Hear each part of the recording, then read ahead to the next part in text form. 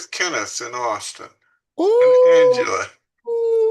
Yeah, I even, if there are doubters among you, I had the waitress at the restaurant take a picture of Kenneth and Angela and Diane and I. So fantastic. I've memorialized the event, but Oh, that's great. Angela said, "What is this thing, Aristoi modernity that Rick's doing now? And how did that get interjected into you know millennia and microcosms?" How does she know? I think she monitors. I don't think Kenneth does, but I think she looks. Ah, very nice. She's more technically astute, but I think she does keep track of it. I did talk to Kenneth a bit about his. Said we were reading his paper on characterology, Yeah. and he said two things about that. Oh God. One, that the work he was doing now was more important, and that he didn't care to really revisit what he had written on characterology. I'm not And surprised. two, if someone from this group asked him to clarify things about characterology, it would probably entail him adding four more layers of complexity to his discussion here. And if they were already confused, yeah, I'd be sorry. yeah, yeah. So just read the paper, you Yes. know, Yes. you know. So I mean, he was. It's hard to tell whether he was fully in earnest or not, but He is a joker. he is, and he has a very dry sense of humor. Uh, so he did assure me that we are not all Aristoi here. Like we need that assurance. so Yeah. so uh anyway, uh There's Yeah. a small you element know of Aristoi in you, buried away somewhere. Oh, sure. Sure. If it's if and that was, I guess, something I wanted to talk about this week. Thank you for reminding me about the developmental model of Banausoy, Duloi Banausoy Aristoi. I'm gonna quickly adjust my plan for today because I'd forgotten that I wanted to talk about that. Yeah, here we go. But such a concept runs against the idea of equality. Okay. We all must be equal.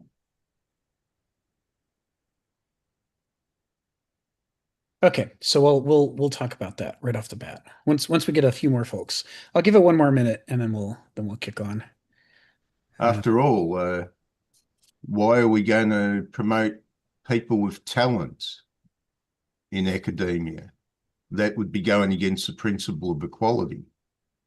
yes. So the worthy exercise is to promote people with no talent to That's right. academia. Yes, when I need brain surgery, I do not want the best brain surgeon in the world because that's elitist.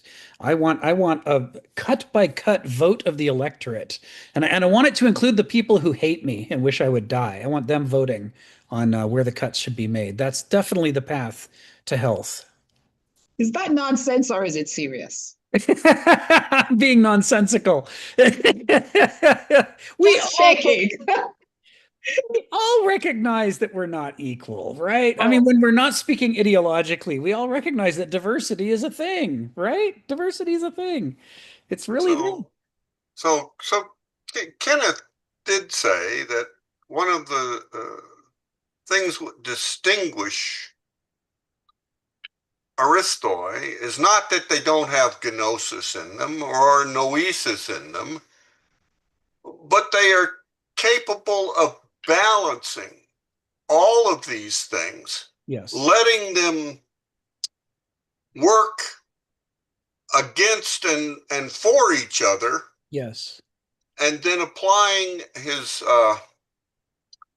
connoissorial judgment There it to what is. comes out of it. Yeah, yeah, you know, and that's right. I mean, that sort of goes along, I think, a lot with what Geneva often pulls us back to. It's not that Aristoi don't have primal experience, immediate experience of the world like a gnosis. They do. Yeah. You know? And it's not like they don't understand spreadsheets and algorithms and the sort of quantization and utilitarian view of the world like Bonosoi. They do. Yes. It's that they know not to get sucked into any of these views as the one big great view. I don't know. The source of all truth. The one ring that rules them all. That's right. Or whatever. Yeah. And Well, we're talking about a person with the principle of leadership. This is the most important element in the Aristoi, is the ability to lead others, Well, the ability to order other people in well, accordance with their abilities to well, make the whole nation, whatever society function.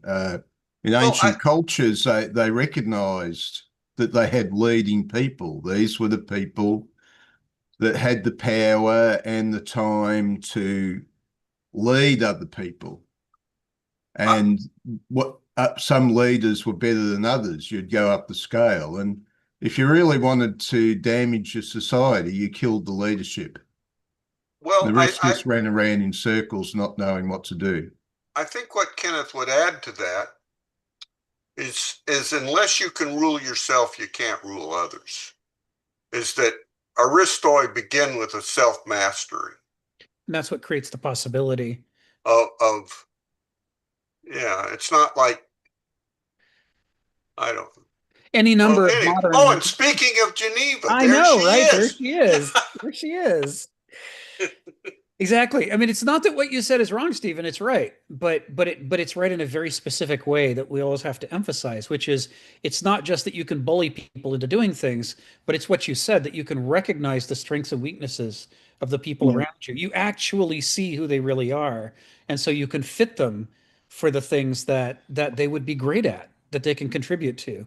You don't mindlessly shove everybody off to the left and everybody off to the right because you're exuding your will. That's not leadership in the heuristic sense. But that wasn't what you were saying. You were saying, and I'm just underscoring what you were saying, that it is the leader's ability to recognize what is the potential of all these people. What could we become together if we organize properly as a group? And that just doesn't require some talent. Right. That requires practice. Right. The arts of leadership is acquired through practice as well. That's right. Practice. So can I jump in here? I'm not as sophisticated as this. The essay was very, very good, group. And it was a hard slog for me because of the way I write and the way I think. But one of the things I found that helps me a lot was the essay was called Human Nature. And I sat down and thought that the way we show up in the world is our personality. Uh-huh. Before we get into all these other subdivisions. And so I took a little bit of time to try to figure out the link between personality and character, right? Of all the varying character subtypes. And what I found were two essential things: discipline and judgment.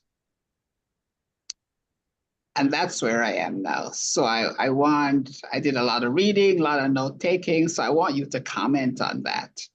Aristoi and Dulai. And the other thing I thought is that none of these characteristics are solo entities by themselves. I think us as human beings, we exhibit different character in different situations.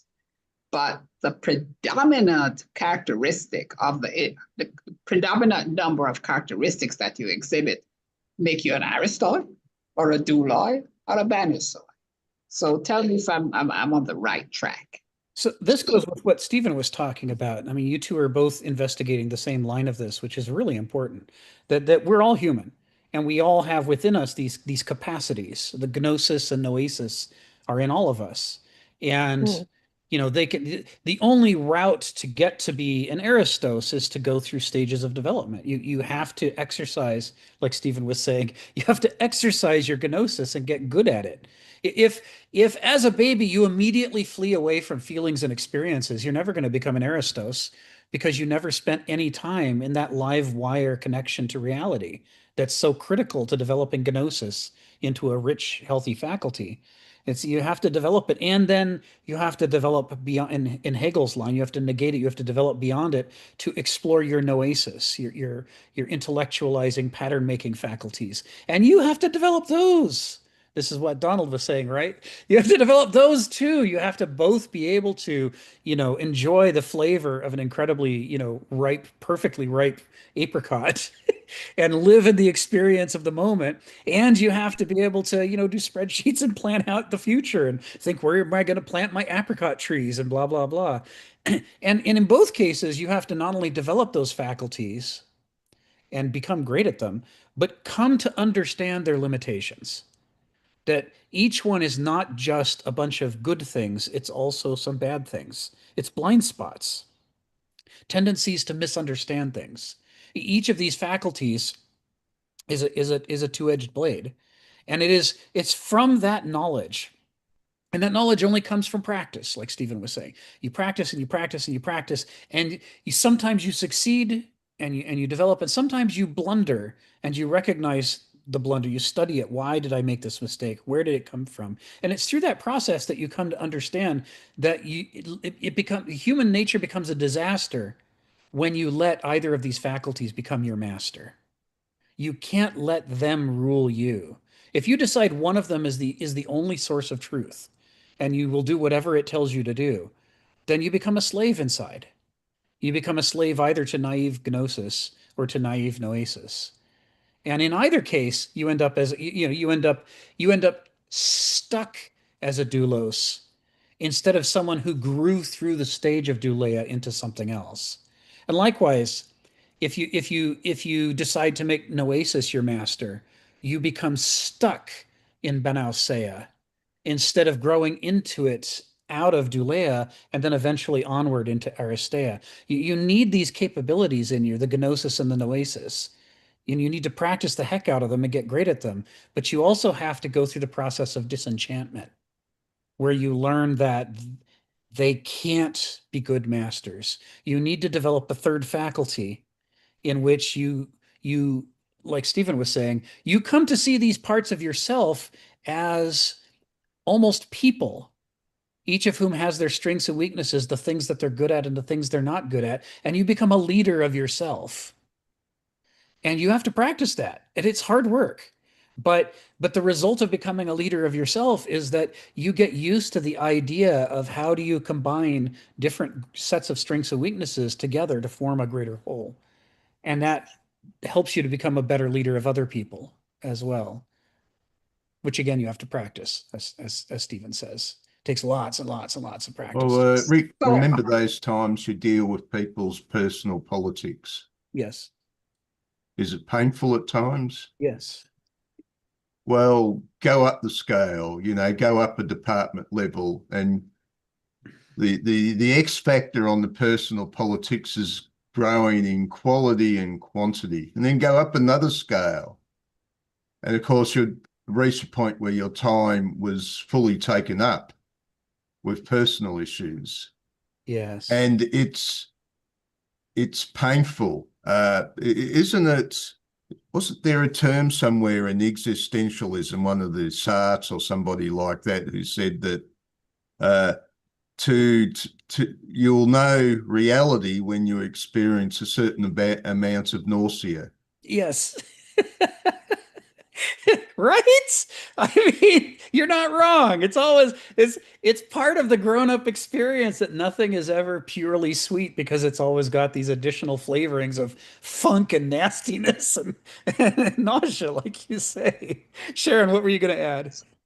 I found something that was pretty simple and it helped me understand. And it was called a gym metaphor. It was non-philosophical. It was part of the explanation. And they said, personality is what you wear to the gym. And character, like Stephen was saying, is how you work out. Yes. Yes. And that workout is what you're talking about. And I want to piggyback on what Stephen said. When I was working, the more I was in administration, I decided this was the objective that we needed to achieve.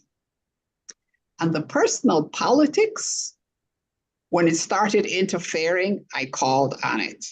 Because in my world, the objective is so critical and so important that personal politics have got to be a subsidiary.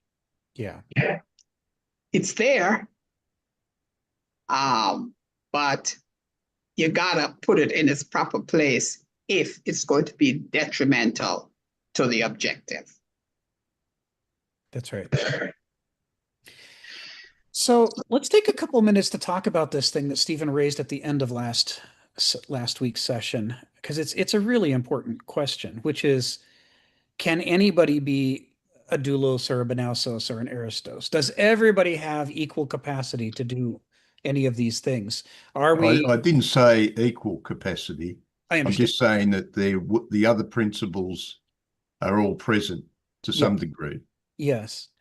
So yeah, there's a lot of questions around this, and they're important questions. One of the tricks to resolving the question is to see douleia, benauseia, and aristeia not as innate qualities, but as ways of life that derive from our relationship to those innate qualities.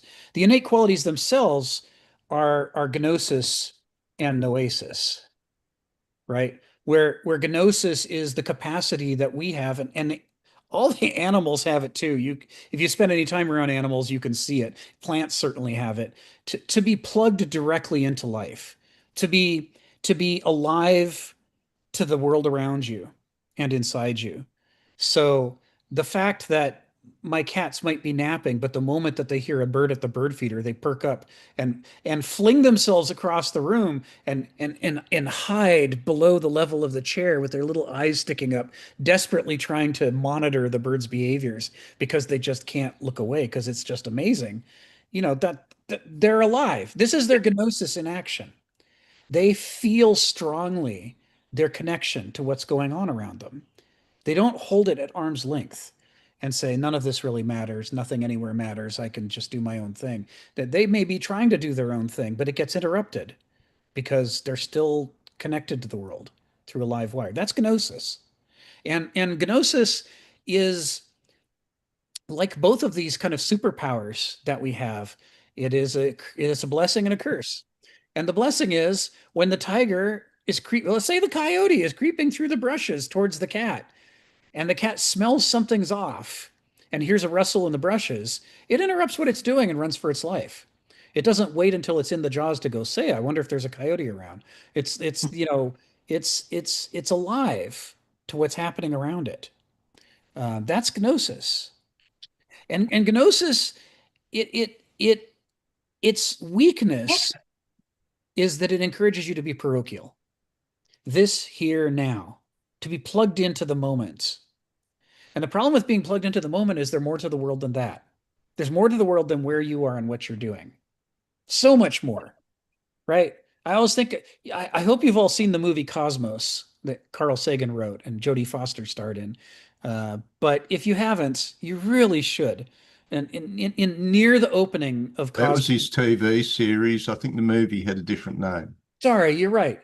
You're right. Contact. I'm thinking of Contact. I'm thinking of Contact. Yes. Contact has the moments that starts with her at her window, right, as a little girl, and the camera pulls back until you see the whole city and the whole state and the whole planet. But it just keeps going. And it goes for like, I don't remember, 3 minutes, 5 minutes. It just keeps pulling back, seemingly forever. And the sounds change as you get farther from Earth. You're hearing old radio, first old television programs, and then old radio waves, and then nothing but the sounds of space. It just pulls further and further back out of the solar system, out of the galaxy, so far away. And the reminder is that this is the weakness of gnosis. All those things are equally real, but gnosis says they're not. Only this here now is real. And this is the problem with gnosis, right? And so it's why to become fully rounded human beings, we have to learn to both love gnosis for the things that it can do for us and teach us and keep us alive, right? When we get the creeps in the presence of the psychopath and it tells us, you know what, cut this date short and get the hell out of there. That's our gnosis at work. And if you just say, well, I don't want to be an emotionalist, I'm going to wait until he proves that he's a killer. Well, he proves he's a killer when he kills you and it's too late. The gnosis is where you're getting this live wire intuition. You need it to survive. And yet, if that's all you have, you will blunder tremendously because you will mistake this here now for everything. And everything is so much bigger than this here now. So we need that second faculty, the noesis. And that, this is again going to what Stephen was saying. The gnosis is part of everybody, and the noesis is part of everybody. Even animals have noesis. Now, I have no idea about plants. But I spend enough time around animals. I see it in action in them. I can observe them making plans. When I'm late for mealtime, for feeding them, this one who's on my lap right now, she'll start opening cupboards. I mean, she'll get up onto the fridge and nudge it open and try to open it up to get access to the cans of cat food because she knows that if she wants to get fed, there's a number of steps that have to happen. And if Papa isn't.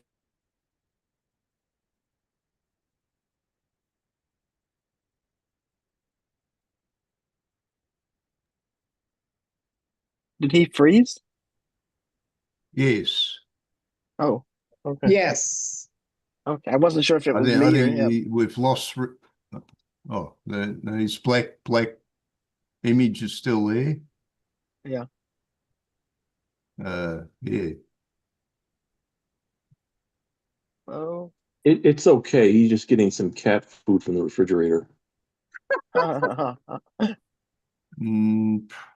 not.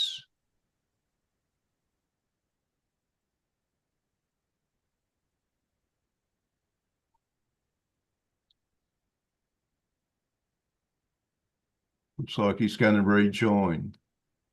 Oh, okay.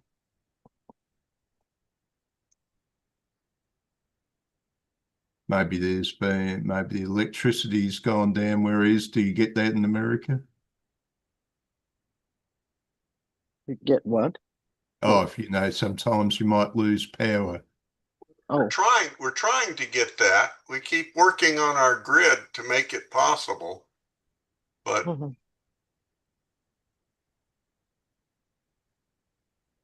you don't have power outages in America.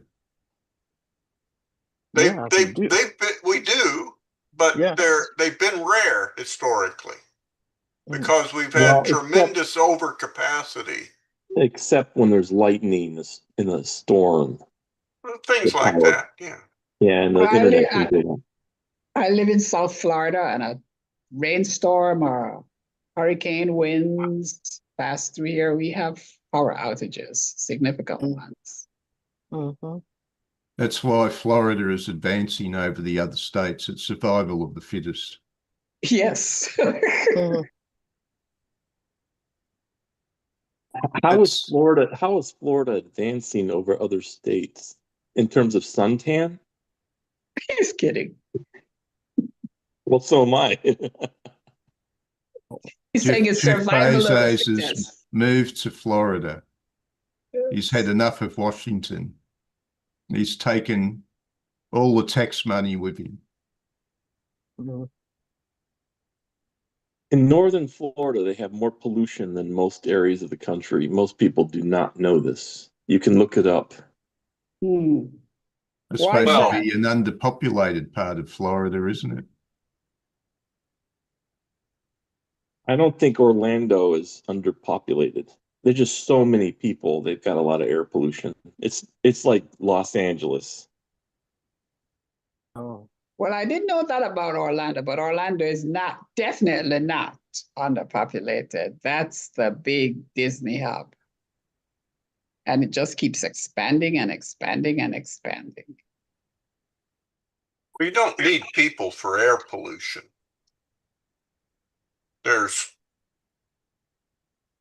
Primarily you need industry.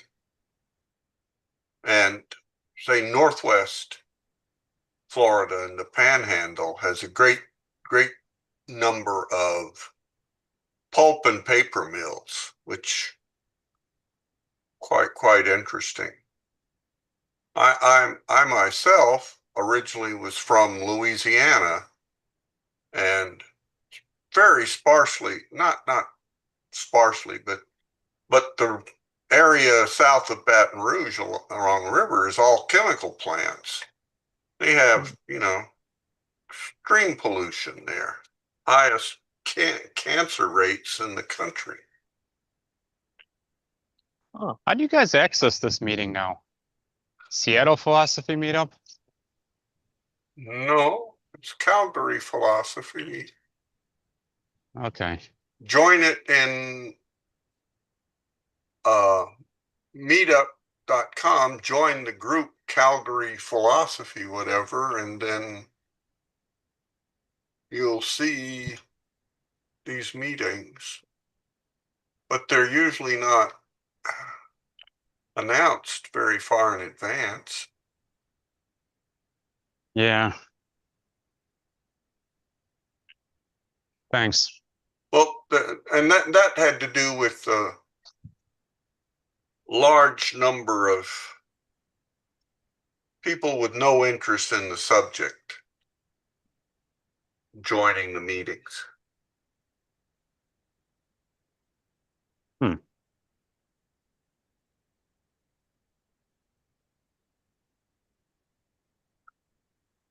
So they moved it over to the Calgary?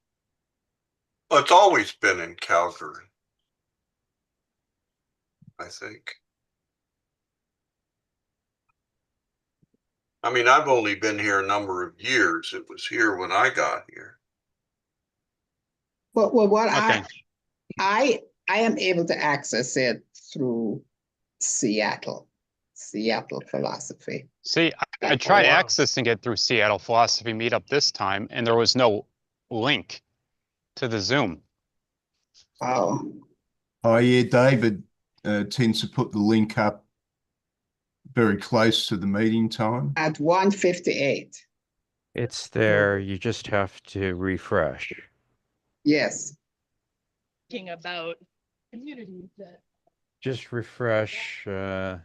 Yeah, about 5 minutes ahead of the start time. So Rick sent you a message? Yeah, he's coming. He's coming. He's coming. All right, David, I'm looking at it right now because I tried logging on at 1:15, which I don't know what it is for you guys, but Okay, that is true. Meetup.com is very unreliable. That is true. I've heard many that must people be what it report is. that they can't see the link, even though it is there.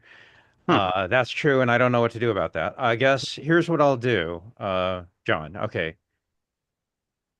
I'll put you on, or you know what? Just message me on Meetup, and so I'll Well, have your Meetup.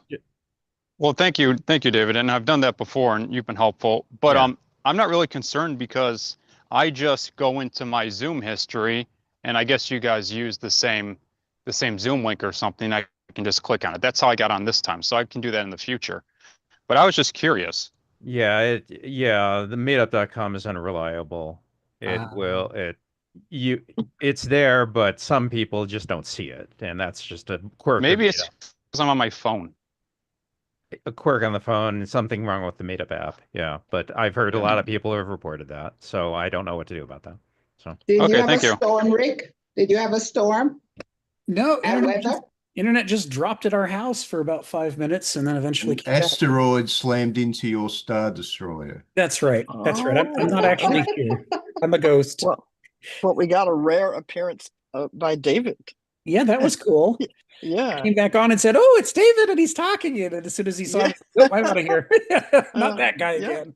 yeah. It was a demonstration of Darth Vader's reckless behavior when he sends the Imperial squadron into the asteroid field Yes, to try and grab Han Solo. yes, yes. That's a. Who cares if I lose a few Star Destroyers as long as I get my man? That's right. It's kind of insane. Yes. All right. Stick All with the right. objective, David. Well, Stephen, that's right. Yes, singular objective. Noesis at the expense of gnosis. I am going to pursue my abstract goal regardless of my actual this here now circumstances. So anyway, we were talking about gnosis and noesis when last right before I dropped, I think I was in mid-sentence and I have no idea what it was. And too bad that's lost for eternity. Thank God. We'll move on. I remember you were talking about feeding your cats from the refrigerator. Yes, yes. So noesis is not unique to human beings. Thank you, Jason. It's not unique to human beings. You can watch animals make plans. You can watch them try to solve problems, and they're solving the problem because they have an expectation that isn't backed up by any immediate sensations of this here now, right? I mean, she can't smell the food in the cupboard. It's in cans. It's absolutely sealed. There's no aroma at all. But she remembers, and she knows the pattern. She's learned the sequence of events that happen, and she's seeing if she can short circuit the sequence. Since Papa's still sitting on his ass in the chair in a philosophy seminar, maybe she can go jumpstart the sequence without him. She's thinking ahead, right? And it's what we do when we say, hey, why don't I send this Star Destroyer in? Yeah, to go collect Han Solo and his friends. Yeah, it's a issue. Don't spare the horses. Yeah, go ahead. Yes, don't spare the horses. That's right. That's right. And the thing about abstract plans and ideas is that they're disengaged from reality. Their attempts on our part to model an invisible part of reality, something that's not this and or not here and or not now, but that we have reconstructed. It probably is real. And maybe we care more about that than we do about the this here now stuff.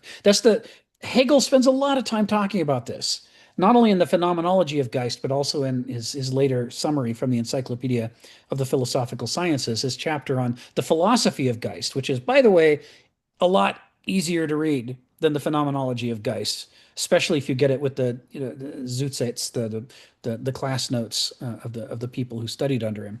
But he talks about the way that there is no way to develop noesis without pushing against gnosis. Noesis develops both by detecting the patterns within our live wire flow of experience from gnosis, and also through its dissatisfaction with the results of a life spent 100% immersed in gnosis. It comes from it's why he uses the term negation. And a lot of people don't like this. They want to believe that you can have your cake and eat it too. They want to believe uh, ah. Oh dear. I'm going to read these comments later. David Roell shared some comments from the live stream, I think. But let me finish the sentence I'm on at the moment. Um, there are a lot of people who think that it's wrong of Hegel to emphasize the negativity. They want to believe that you can have this good thing and that good thing, and they would never conflict with each other. And this is like the kid who wants a BB gun and a red wagon and a pony and an apple and a puppy and all these things and never thinks about, well, where are you going to keep your pony? How does your pony relate to the other things that you have this here now in your life? And the kid doesn't care. He's got plans. The reality of them, the practicality of them, how they would interact with the things that are happening. He doesn't care. He doesn't want to know about those things. He's shoving away the this here nowness in favor of the fantasy that exists in the land of theory that he's constructed in his head, because that theory is very attractive, and it's more attractive to him than what's happening this here now.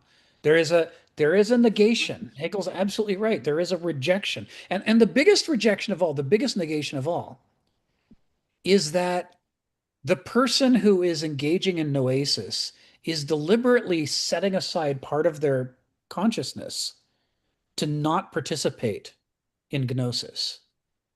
That is a painful thing to do.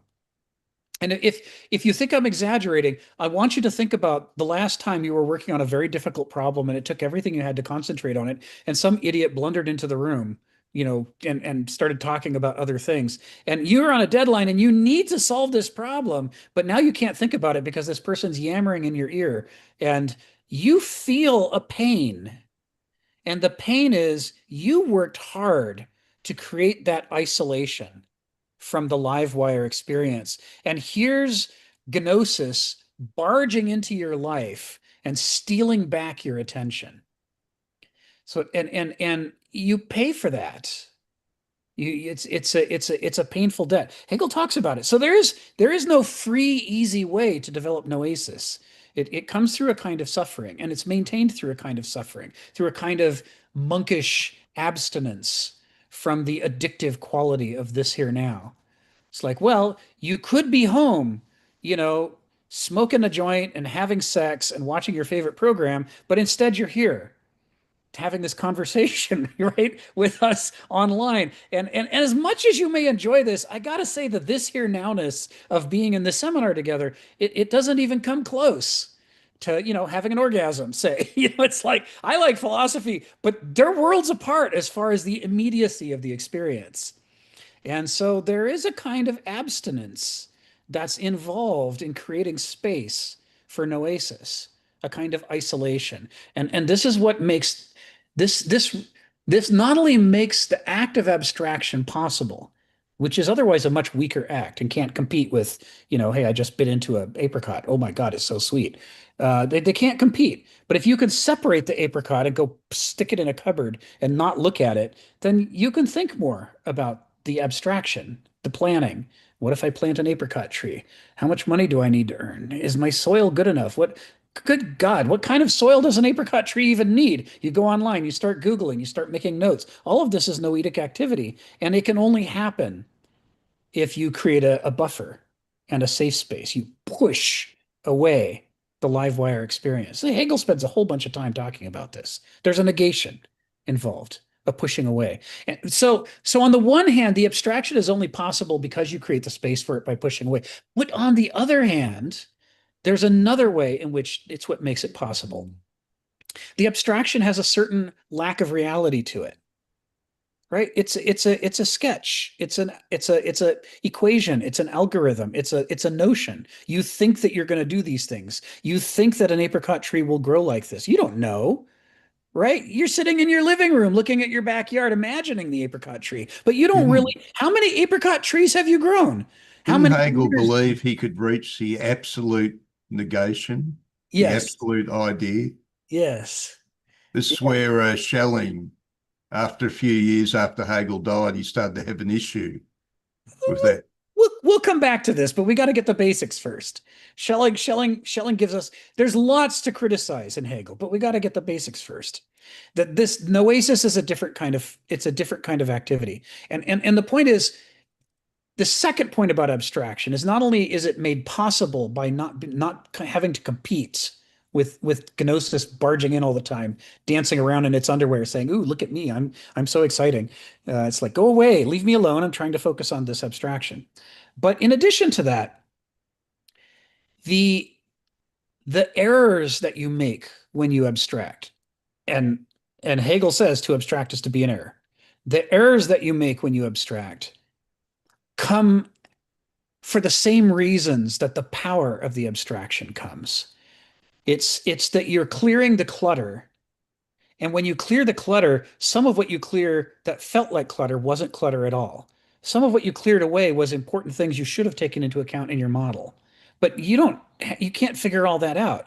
You don't have time to think unless you push it all away and create some distance. And by pushing it all away, you're not only pushing away the bad things that are interrupting you, but you're pushing away the good data that would have given your abstraction reality. So every abstraction is a mix of truth and falsehood. Gödel's theorem explores this idea. Every abstract system of logic you try to create inherently creates problems and contradictions as well. Every act of trying to abstractly express something casts a shadow over the thing that you're trying to express. You hit part of it, but you miss part of it. And the misses take a number of forms. So the abstraction is the powerful act of abstraction is made possible by negation, but what's also made possible by negation is the errors that always come when you abstract.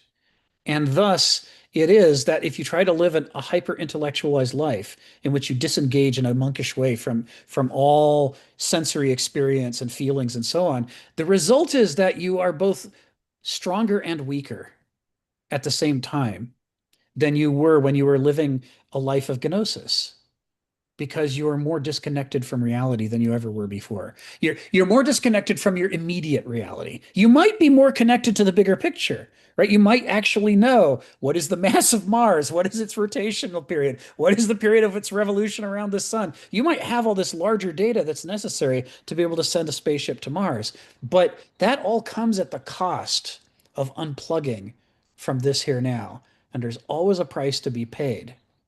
So the point is, these faculties in us, gnosis and noesis, this is what Stephen was alluding to earlier. These are in all of us. We may try to practice them both. We may hold one of them in contempt and try not to do it very much and give our loyalty to the other one, or vice versa. But no matter how we lay out our loyalties and our attachments and detachments to these two faculties, they're still both in us all the time, and they're always operating, and they're always producing information, whether we like that information or not. And it's part of why, and we'll come back to this in a moment, but there's another thing I want to say about this. But the critical point for the moment is, it's part of why the most doulic doulos you've ever seen in your entire life still has lots of noesis going on. That faculty is still in him, and it's still active. And the most abstract intellectualizer you've ever seen, and this is a point Stephen makes repeatedly, he thinks of himself, the abstract intellectualist thinks of himself as rational, as a rationalist.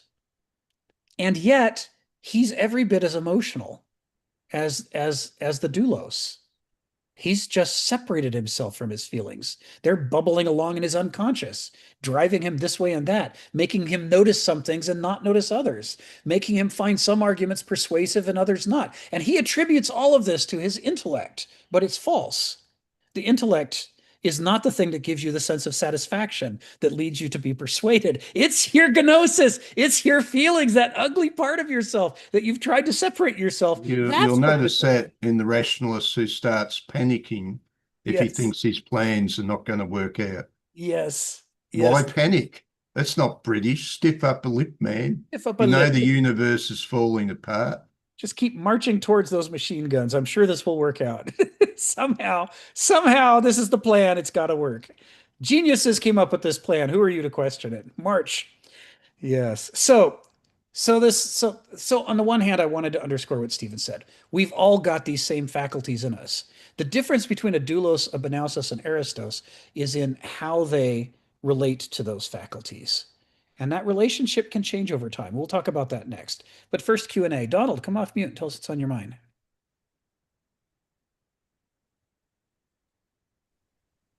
Well, if I can remember back to Thursday evening, it was modern psychology talks about left brain and right brained individuals. But any really functioning individual ought to have a complete brain functioning, you know. And I think that it is somewhat about gnosis and noesis, you know, true. It's the same concept, I think. And the other is that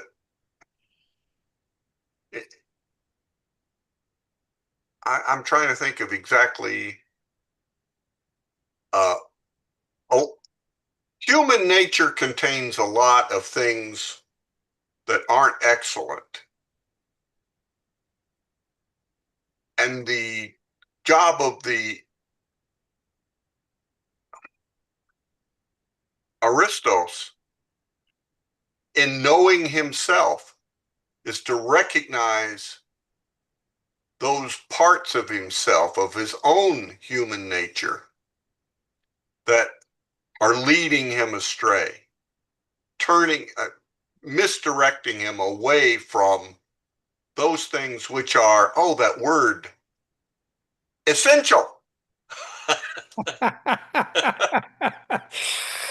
Yeah. You said I didn't mention it. You use that word all the time, but that was him using it. So I think it's it's also a separating, you know, it's a combining and sort of a weeding out. You know, you need all your faculties, but you have to know which ones to pay attention to in a situation. You know. I think that I think I think you said all of that. I'm not trying to add or correct anything. I'm just saying that I had a conversation recently that covered some of this ground. I think it led to about the same place. Was it with Kenneth?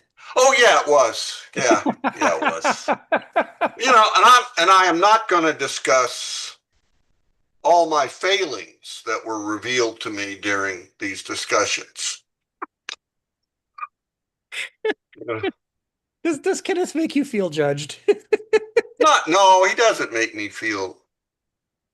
He makes me feel lazy, that I don't do the work, and I never like that. I mean, he puts in, and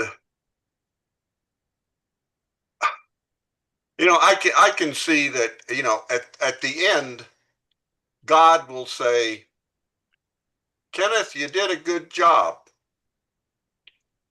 And Angela, you facilitated all of this stuff, you know, and was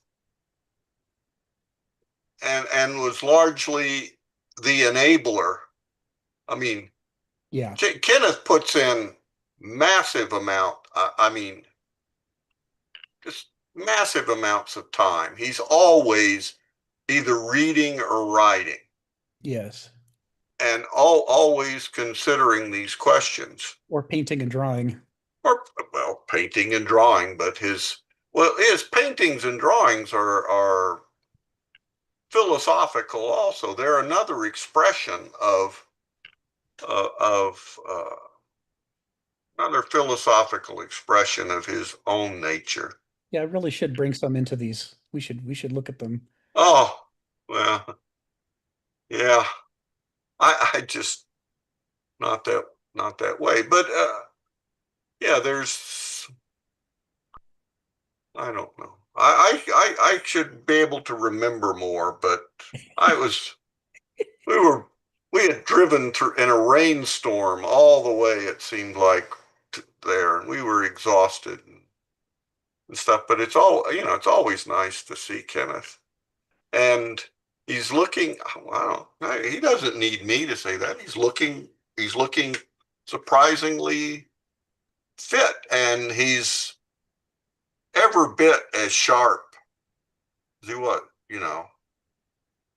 So Yeah. yeah, you know, I think he's decided that he wants to get he told me what he has. He has about 3 or 4 more books that he has all the material and probably much of the writing done for, or completed, I should say, and he wants to actually get them out. And plus, he said he now owns, he thinks, close to 1 million books that somehow he needs to. Well, that's his retirement plan.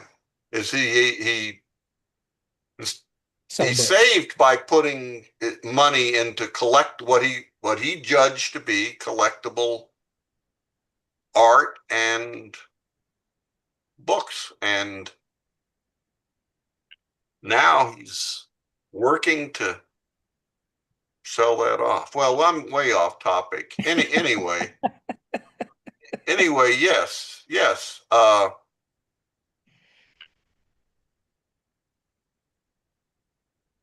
You know, gnosis. You know, I kind of think left brain, right brain is a modern. No psychologist would be saying gnosis and noesis, but they might say left brain, right brain.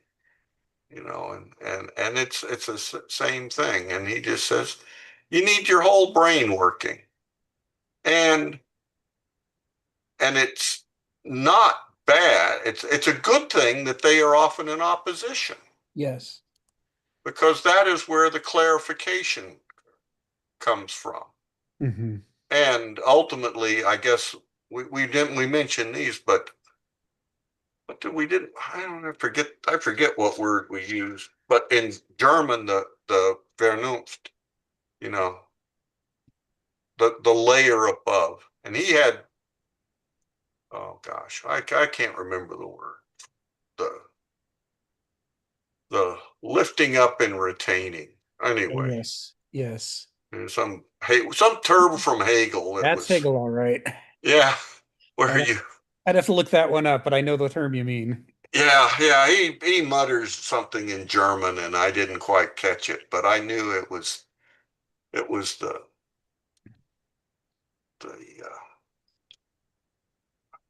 lifting up, but with and retaining. It's you know, you can come at it through Heraclitus too, though. I mean, it's the notion that the blunder that the Banausos has made is to push away the gnosis. They've separated themselves without lifting up and integrating.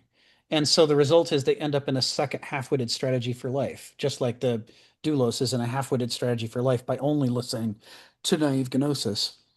It's the Aristos is the first one who says this whole thing of choosing sides is not working. I need both sides. I recognize they both have problems, but they also both have strengths. I need them both. And so what I'm going to do is that thing that Heraclitus says, I'm going to harness them into a palintropy, you know, where they like a bow or a lyre, where they push against each other and fight against each other and resist each other and sometimes reinforce each other.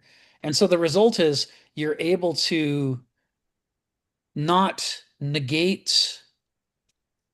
First of all, you negate the negation of gnosis that the Banausos did. You say, I'm unnegating my access to my gnosis. I want my feelings. I mean, I remember the stage in life where I went through this. This was somewhat traumatic. It involved a lot of therapy. I want my feelings. I want my appetites. I want my sensations. I want my memories. That's the juice of life. And without that, I'm in serious trouble. I was cycling out of depression all the damn time, which, as Kierkegaard says, is a very common problem for intellectuals. That, you know, it's like, great, I've now freed myself from my emotions, and at first it was exciting, but now nothing really matters to me. And I don't know what to do. I have anomy. Nothing is, all my drivers I have negated, and now I'm driverless. I can think to my heart's content, but my heart is never contented anymore because contentment is an emotion, and I push that away too. And so the Aristotle says this whole negating thing is not working. You have to negate the negation. You have to reintegrate them together into a polyntropy. And when you take Noesis out of the throne and say, you don't get to be king over me, but I'm not throwing you away either. I'm going to harness you side by side with Gnosis. And the two of you together are going to squabble and advise. And I'll decide what I think about the advice you're giving me. That when you do that thing that Hegel has the German word for. It it it's it lifts up rather than discarding the noesis by converting naive, isolated noesis into powerful, integrated, dialectical noesis. And it saves and recovers the baby that was thrown out with the bathwater by doing the same thing with gnosis. Naive gnosis is brought into the sophisticated relationship with naive noesis so that they inform each other and critique each other and educate each other, and so you end up with, Hugin and Munin on your shoulders, as in the case of Odin, right? Each is giving you part of the picture, but And you reminded me, we also discussed a bit the secret book he wrote on Heraclitus. Yes. And when it might become available. Is he really going to proceed? I don't know. He asked me if I had a draft of it because he said, oh, I should call him. I've got drafts of some of the chapters. do you? Yeah. I haven't looked yet. He said that Josh, you know a Josh? I met Josh, but I don't really know him that well. I didn't meet him this trip, but I met him a year or so ago. And he said, Josh told me he had a kind of a mock-up of the book, wanted to know. And he said he couldn't remember making it. So he wanted to know, had he really made them? And if so, who might own these things? Yeah. But I don't think it's me. But I'll give him a call. I've got a lot of the chapters he wrote. I don't know if I have them all. well, I don't know what he's looking for. But he asked that question. But that would be interesting because I think I've read a great deal. Somewhere I read something that was very like a book on Heraclitus by Here's them Kenneth. on the mailing list. Yeah. Yeah. And whether I have all of that, I don't know. But if you do, that'd be great. I'll take a look. Well, some of it. Anyway, continue becoming a complete integrated individual. No, it's hilarious. You know. My compliments to Frog Legs for my stew. That was hilarious to read. I had a question for you, Donald. Oh, Are yeah. you a rudderless ship? Me? A rudderless ship? I don't know. Are you sailing around in circles? Oh, you think I'm not? Maybe I'm carried by the current, even though I'm rudderless. I don't know. I don't know what you mean by that. Kenneth had a big influence on me, and I talked with him about that, but it's not related to this. It was related to that book he says he no longer claims authorship of. The essays, well, he claims authorship, but essays in nihilism and ideology. Yes. I thought I was going nowhere in philosophy. I just couldn't make sense of it. And then I read some of his essays, particularly one on, that I remember, Nazism and women's lib or something like that. That really made it clear the difference between philosophy and ideological thinking. And the point there is not about women's lib or anything. It's about any system which is basically closed, right, versus philosophy. that there's philosophy may be rudderless, Stephen, in the sense that it never arrives at its destination. It or something. Or maybe it doesn't have a destination, whereas other modes of thought, of course they arrive at their destination. That's where they begin, and they do circle. So what's your ambition right now, Donald? I want a snappy answer too. Okay, I want to be counted happy when I die. Ooh. Oh, so Greek. So Greek of you, Donald. I saved that one up. For those of you who don't recognize the quote, this is a famous Greek aphorism: "Count no man happy until he's dead," and the shallow take is, oh, you're just saying it's not possible for human beings to be happy. But the actual Greek take is, you never know what's going to come emerging from someone's character at any time. You think you know somebody, but their character is deep and full of secrets. And it could be that someone you've admired all your life, in the last year of their life, they do something so atrocious and horrible that you're like, it changes everything you thought you knew about them. And so the Greeks are like, it's a caution about thinking you know too well what somebody's character is. And Donald is just implied, even he himself has to be cautious about his estimation of his own character. But if he can make it all the way to death without a gigantic, horrible blunder, then okay, I suppose. You've got that mafia guy in the Republic who makes Socrates the offer he can't refuse in coming to his party. Yeah, and he's feeling a little bit of, he wants to polish himself up to meet the gods. So he's thinking about trying to correct some of the bad things he did in the past. Or Cephalus is the one, but Thrasymachus makes Socrates the offer. Come on down and talk with my friend Cephalus. So we know this guy's a bit like the mafia. Yeah. He's got henchmen. He does. He does. He probably shouldn't have invited Socrates over for a conversation if he wanted to, feel comfortable. And well, we did discuss a little bit of Plato, and Kenneth began it with, well, the thing that's wrong with Plato is. He knows you, Donald. Tell you about the whipping I took after that, but it's okay. He knows where your goat is tethered. He likes to he beats the right points though. What would annoy Donald? I know. Let's have a go at Plato. Oh, I don't. I take from it what I can learn, Yeah.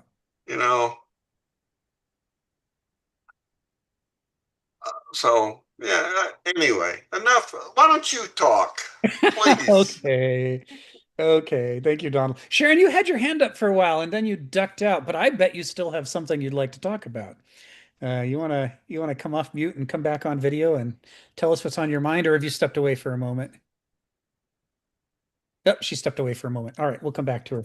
So, all right, so there were two things I wanted to say in answer to what Stephen raised at the end of last session. And the first is what we talked about.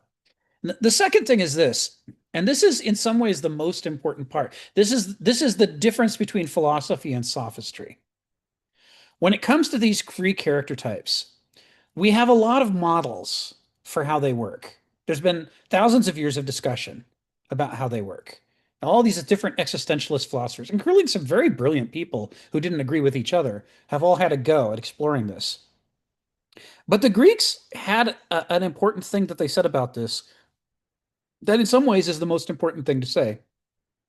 And that's this: we don't know for sure why people are like this. This is a point Aristotle makes convincingly. He says the really traditional Greeks assume that all the members of the ruling class are Aristoi, and everybody in the market is a benausos, and that everybody stuck at home as a slave is a doulos. And they assume that because they're reasoning from the way society is organized to the rationalizations that have been made to justify the social arrangements we have. And Aristotle doesn't say it in exactly the words I'm saying it now. He takes longer. and he uses his own style, but he basically says, but that kind of thinking is dead wrong. The critical thing to understand is that people are whatever they are, regardless of where society has put them, because society can screw up just as much as anybody else can. And so, for sure, there are going to be some people who have been assigned the role of slave who shouldn't be there. They're fully capable of greater things than that. They should be, some of them should be governing us. Others should be, craftsmen, or traders. We can't know for sure. And this goes back to what Donald implied about, you can't know what's in people's character because character is like the world around us. It's infinite, it's deep, and it's lawful, it's organized. I disagree with the should. I don't know which should. Oh, that they should. In this world, I got you. You rise up, you seize your opportunity, you exhibit power. Well, there is nothing given to you. Aristotle's more critical of this. Aristotle says nobody is a god. None of us human beings is a god. And because we're not gods, it's perfectly possible to find yourself in situations that are beyond your capabilities, that are beyond anybody's capabilities, and you can't fix them. And trusting to competition to magically solve all those problems is a kind of ideology. It's like you don't know in a given situation whether the person who actually would be the best at governing us is going to be able to get out of the mess that we've put them in. So plenty of people die without their potential being actualized. Consider the humble acorn. It should become a tree. Well, whether it should or not is a separate question, because we're not talking about all acorns being the same. We're talking about there are some people who have the capacity to hold their appetites and ideologies at bay. And that's the kind of person you want governing you. And there are other people who are ruling us who are complete idiots. And they didn't get there through their excellence. They inherited it, or they lucked out, or what have you. Somebody made a mistake and mistook them for something that they're not. Aristotle was very clear about this. You cannot trust the social system or the economic system or the political system to magically divide people up according to their actual potential. You can't. And you can't trust people to magically express the potential that's in them. Sometimes people need a break. And other people, you can give them all the breaks you want and it won't matter because they don't have it in them. This is going to your point about acorns. Some people really are the acorns that might as well fall on the rock because no matter where you plant them, they're not going to come up with a tree. And the problem, and this is the critical thing that the Greeks say, we can't tell which is which. We want to be able to tell. We wish we could tell. It would be very tidy if we could tell. If the cream always rose to the top, that would be handy for us. Then we wouldn't have to think. But Aristotle says it often doesn't work out that way. Frequently, the best people are not where they should be in order to do good for society, and they can't get where they should be. And that's just how things have been arranged. And as a result, we're screwed because we might actually not make it through the next crisis without the gifts that person has. And instead, we've got him out digging a ditch. And that's on us. It's not on him. Don't worry, there's always plenty more. Well, and that's the problem, is that there aren't, right? There are always plenty more generic people, but there aren't always plenty more people who have a particular weird obsession that they're great at that makes them excellent in some way that society needs. You never know what weird thing is going to become someone's raison d'etre. And because they exercise that thing over and over, they develop some weird skill we didn't even know was a skill. And the next crisis comes along and it turns out that's the skill we need. And this is where the Greeks were on this thing. They said the reason that you really need to offer people opportunities to show what they've got inside them is that you don't know what anybody's got inside them. And you don't know what you're going to need. This goes to Stephen's point. To be a leader is to know the people that you're leading. And that means you really have to become a student of human nature. You have to search them. You have to study them and try to figure out what do they have in them that even they might not know about because they never had the opportunity. Donald talks about how do you become an Aristos in ancient Greece? Well, they tell you find an Aristos and follow him around. right? And that's how you discover what it is to be an Aristos. If you're in a society where there are no Aristoi, you will never get the opportunity to follow one around and see what it is to be an Aristos. And as a result, you will never become a fully actualized Aristos. You'll end up an acorn on the rocks that would have been a fantastic oak tree.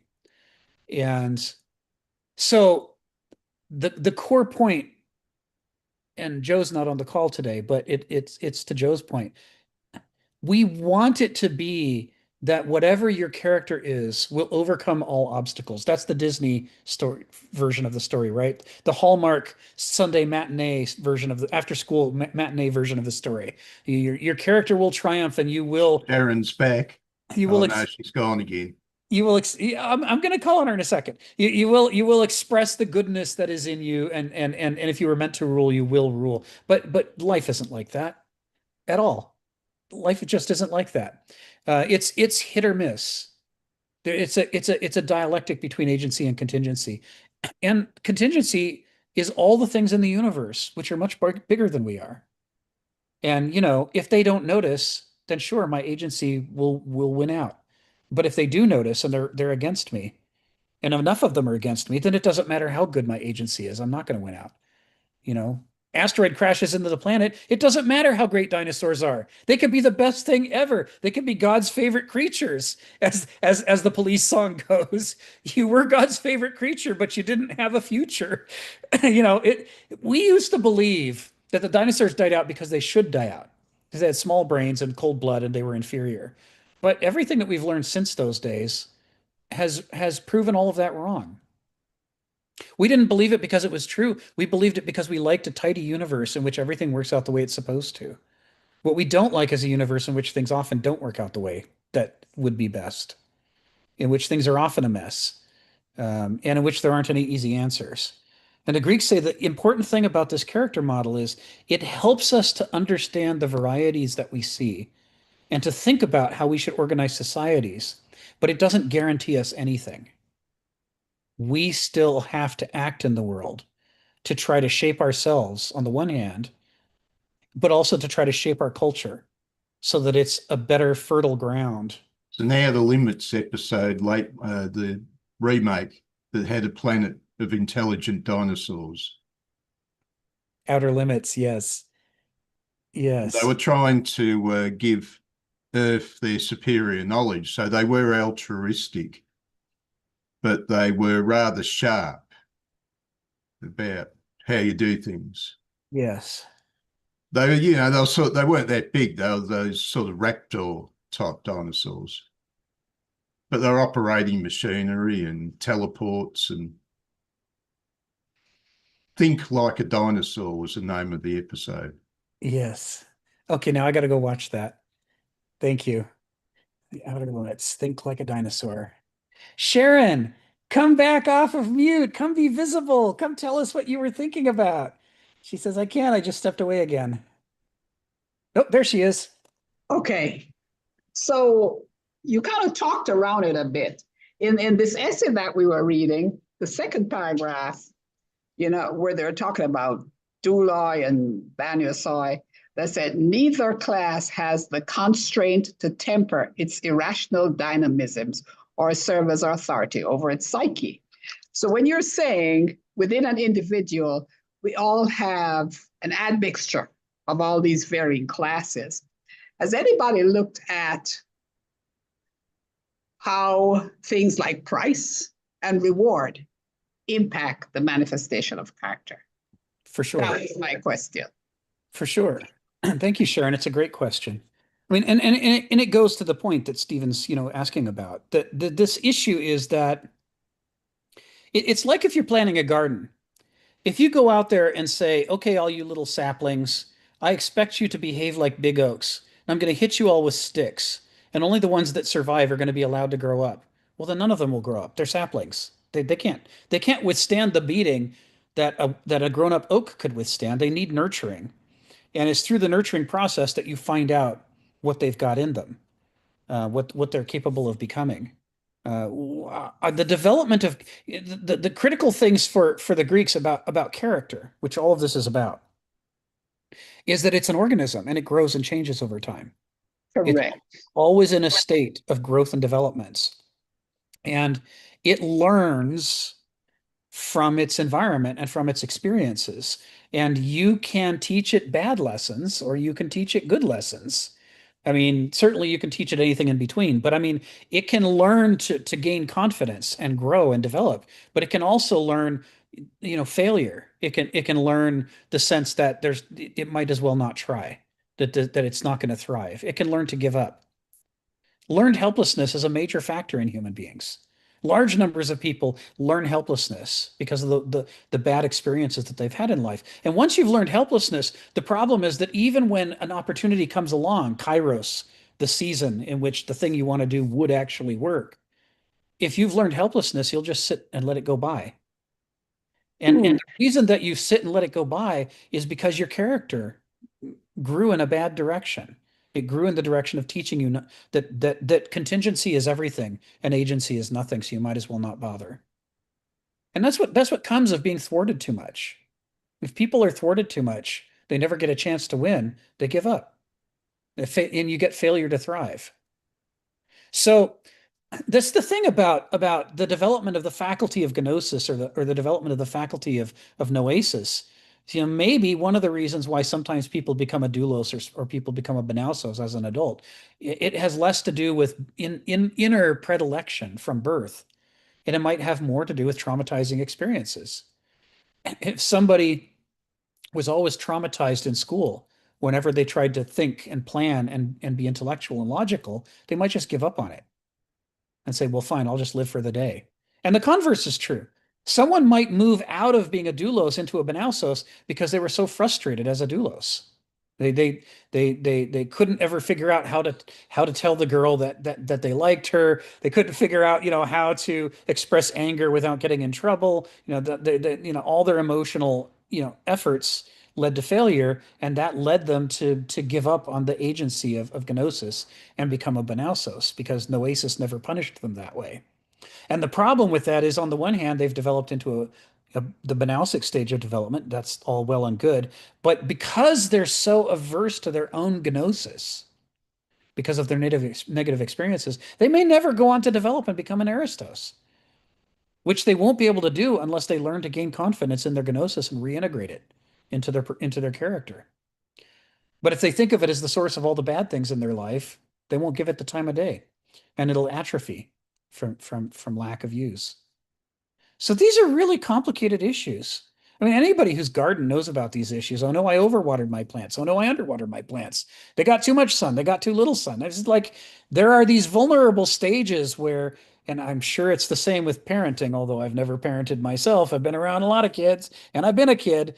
I'm sure it's the same with parenting. The whole, how you intervene at early stages can have a disproportionate effect on how the child develops thereafter. Because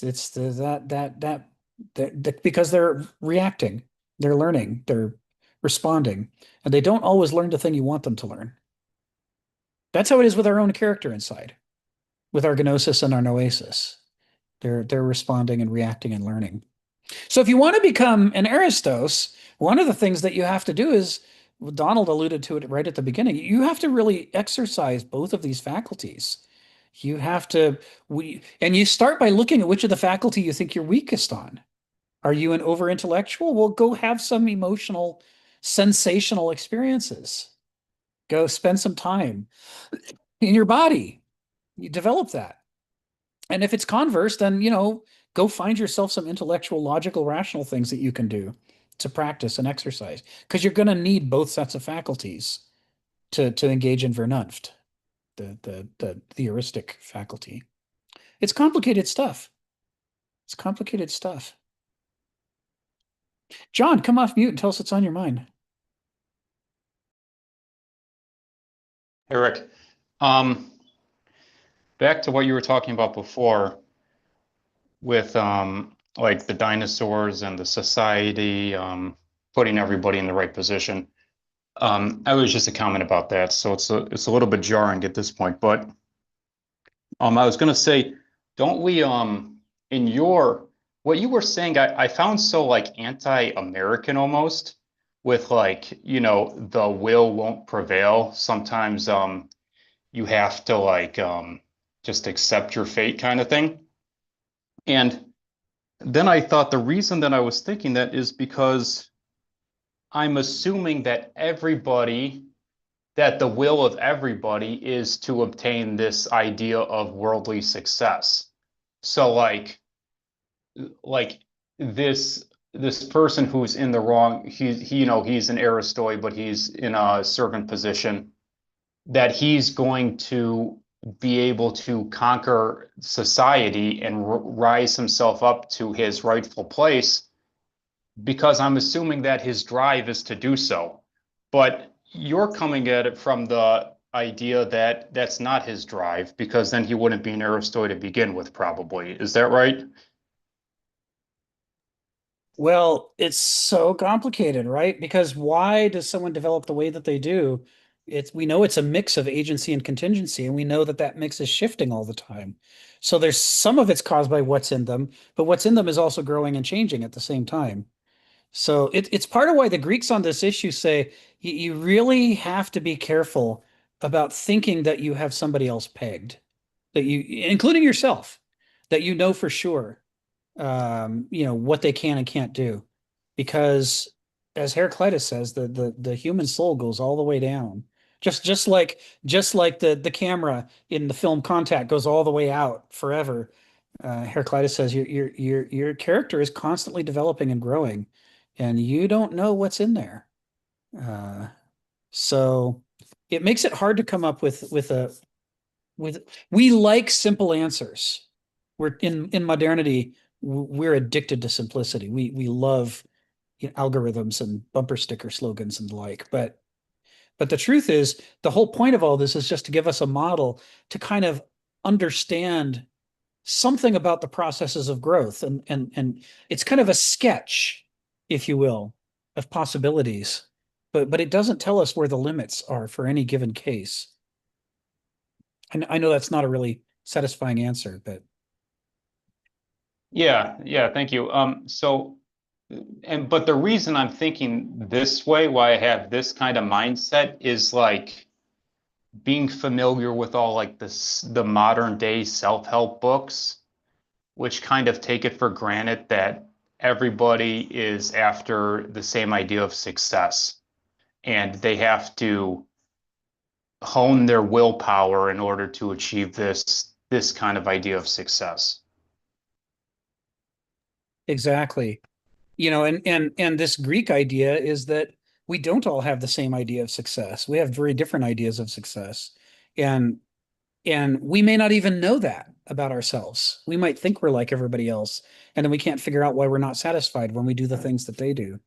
It's yeah, the Greeks have, despite the fact that we talk about diversity and equity and inclusion and all these things in the modern world, the Greeks were actually far more tolerant of it than we are. Um, we we we maybe sometimes tolerate it and other times we hate it, but the Greeks really thought that this is part of the purpose of a culture, is to give diverse people the opportunity to grow in diverse directions. And the main reason for that is the culture never knows what it's going to need at the next crisis. So you really need different kinds of people with different strengths. So hopefully one of them has the gifts you need in that moment of crisis to step up and say, hey, I can lead, I can help, I know this thing. This is the thing I can do. I know it's weird and none of you thought it was important, but now our survival depends on it. Uh, you know, it's uh it's funny. Thank you. Thank you, John. All right, so this is where I was. I wanted to cover some of this stuff from last time because Stephen has this habit, Stephen, of waiting until the last 60 seconds and bringing up some profound philosophical conundrum. And then we either have the choice of going on for another 3 hours or of cutting it off right after, we either give an inadequate answer or we just say, I sadly I don't have time to respond. And I actually enjoy it, Stephen. but I try to be careful to write it down and to carry it into the next week. And that's why I wanted to spend the first hour and a half today talking about that issue. Go ahead, Stephen, come off mute and tell us what's on your mind. Well, the point I was making, we say all the slaves on that Roman farm are Juloi. But that's not absolutely true. You might have one slave whose job it is to order the rest. So he's taken on the role of a bit of leadership. And there's other slaves which should be a bit more technical. So they're a bit more the banal side. But mainly they're supposedly all the Juloi. But let's say there's nothing but these slaves and the plague comes along and wipes everybody out except for the slaves. Society is going to have to reinstitute itself, which means some of the slaves are going to have to become the Aristoi and some of the slaves are going to have to become the Banausoi. So that quality is in them. So when the more developed Aristoi are gone, somebody's going to have to step up to the mark. Somebody's going to have to be a leader, even if they're not as good as the ones that died of the plague. So that potential is all there, and that some of those slaves will be more capable of becoming a leader.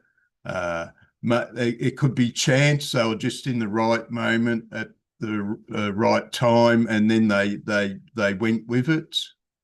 As you were saying, an important point is that people get frustrated in their attempts and they give up. No, that's sort of like bad child rearing, that bad parents will not really do anything personal for their children. They'll say, child rearing, I'll leave that to the school. I'll just go to the pub every night and drink myself stupid.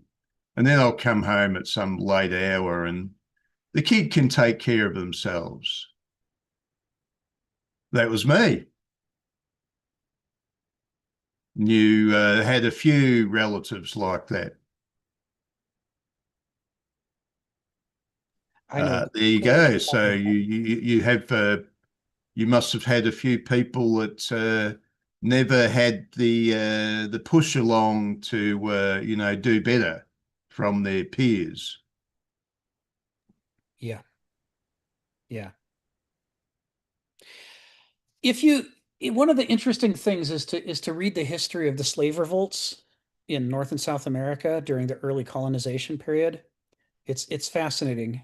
One of the things that happened during the slave trade that we often don't talk about today is that frequently when we were kidnapping people in Africa and bringing them across the Atlantic to work on our plantations, we were not selectively kidnapping people who were farmers and gardeners and ditch diggers. We were just sort of kidnapping whoever we could get our hands on. And so in Brazil, which is one of the places I've studied and around the Caribbean, there was a high proportion of slaves who had previously been generals, doctors, engineers, kings. I mean, people with real chops, real leadership chops of the kind Stephen was talking about. And the result was Brazil had an endless series of successful slave revolts, plantation after plantation. The slaves rose up, killed all the white people, ran off into the jungle, and set up new societies successfully because they had everybody they needed to set up a society right there. All the leader types and so under some circumstances, the thing that Stephen talked about at the end of last week, and he alluded to again today, I do want to underscore, when Kairos comes, when the season is right, and you can act, your agency matters. Those are moments where you will see the difference between the people who have it in their character to act and the people who don't. Because these generals, they would organize the slaves. They'd see what everybody's gifts were. They'd organize them into a mass. And when the night came, off they went into the woods. Bam, gone. And the plantation was vacant. It happened many, many, many times over the centuries in South America, especially. And it goes to what Stephen was talking about. It goes to what Aristotle's talking about.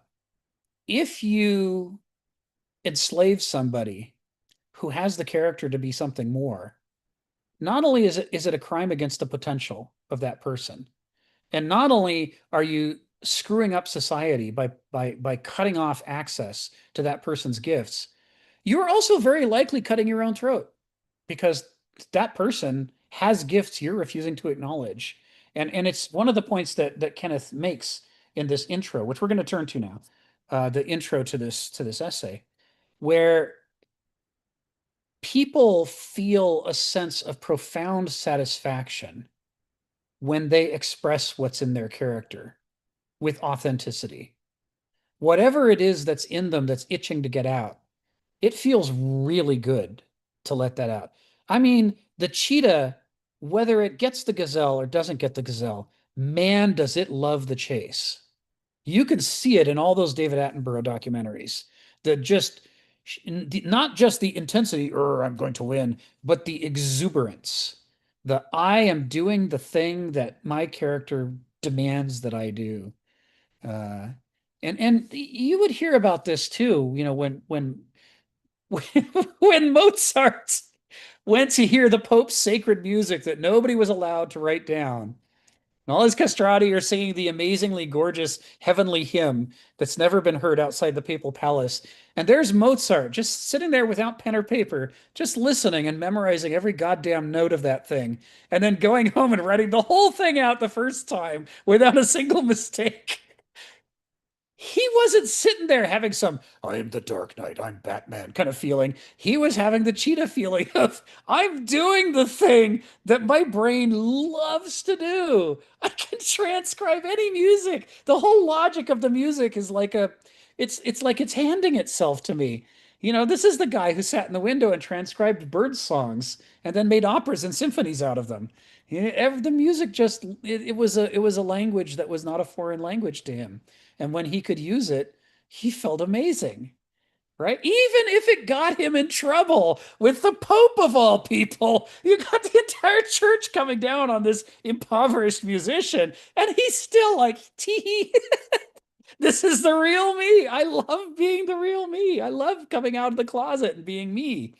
So does the cheetah. So does the oak that you didn't think was going to make it, but it manages to get its roots around the rock and hang on for dear life at 45 degrees off the cliff. And it's like, woohoo! The other oaks could never have pulled this off, but I did it.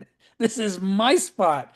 Nobody's competing with me because nobody could stand to sit at this angle off the cliff, but I'm totally doing it. There's a kind of joy in that. We need it. There is this complex issue about free will versus determinism in this Greek model, which is that obviously what's in your character doesn't determine everything because there's all this contingency around us and it's bigger than we are. But the contingency isn't always fighting you. It comes and it goes.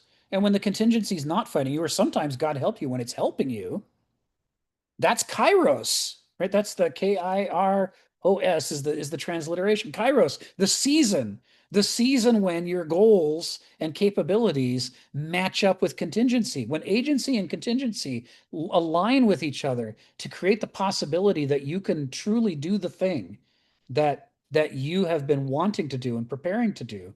In a season of kairos, it happens. It multiplies bigger than you ever would have thought possible. And if you've never been engaged in something that succeeded far beyond your wildest expectations, all I can do is assure you that sometimes it happens. And it can be amazingly surprising when it does. You're like, how did I succeed like this?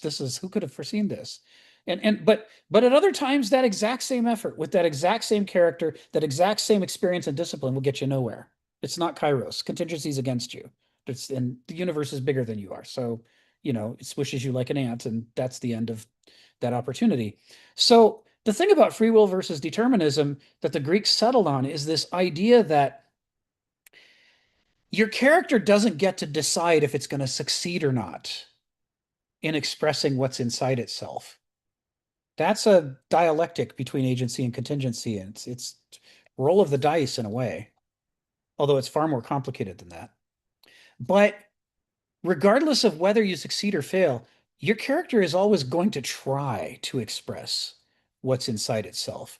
It's going to be pushing in a number of directions, and it's always going to be pushing in those directions.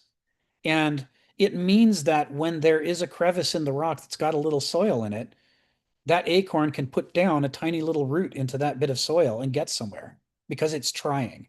Most of the acorns may fail, but they're all trying, more or less. So when Kairos arrives, boom, it happens. This is such a more sophisticated position than anything as simple as it's all going to work out, the optimistic perspective, or it's nothing's ever going to work out, the pessimistic position. Those are both childlike positions. This Greek position is so much more interesting. It is complex. It's not entirely up to us, but it's also not entirely not up to us. We have a role to play, and yeah, Epictetus is a good example. If we play that role relentlessly, then if we are ever dealt the right hand, we will play it greatly.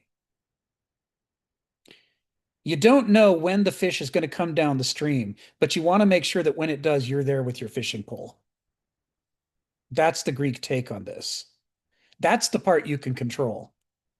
That you were there at the right time, ready for that thing to happen. But whether it happens or not, when it happens, those are outside your control. So this is teleology. And teleology is like a bad word in philosophy departments. It's treated as a caricature of what the Greeks meant by it. And you're in science generally, if you talk about teleology, they're like, oh, it's that supernatural hogwash. But the Greeks don't mean anything supernatural by it. They just mean if the inner organism inside you, if the character is driving you to move in this direction, then sooner or later, if an opportunity comes, you will move in that direction because the opportunity came. The electron really wants to bind to a positive nucleus. I mean, and it always wants to bind to a positive nucleus. And given the chance, that's what it's going to do. And there are electrons in the universe that aren't going to get that chance for a long time. So they're being blasted out into a plasma or something, where the opportunity just doesn't arise. But eventually, sooner or later, it will. And because the electron's immortal, more or less, when the opportunity arises, it will bind right in. It'll happen. It's not determinism, but it's not free will either. It's not just an average in between somewhere. It's an entirely different model. And that's what Kenneth's trying to teach us with these human natures and these character types. So let's go back to the intro. All right, so there's 4 paragraphs in the intro. We already did a paragraph and a half. The first paragraph of the intro is is where he talks about this modern contempt for character, that we don't take character seriously. We think it's an old-fashioned hogwash, semi-religious, pseudo-scientific idea. And when we say that, what we're effectively saying is that we believe that people are computers and you can program them to do anything. It's the tabula rasa idea, that there's nothing at all in you that can't be removed.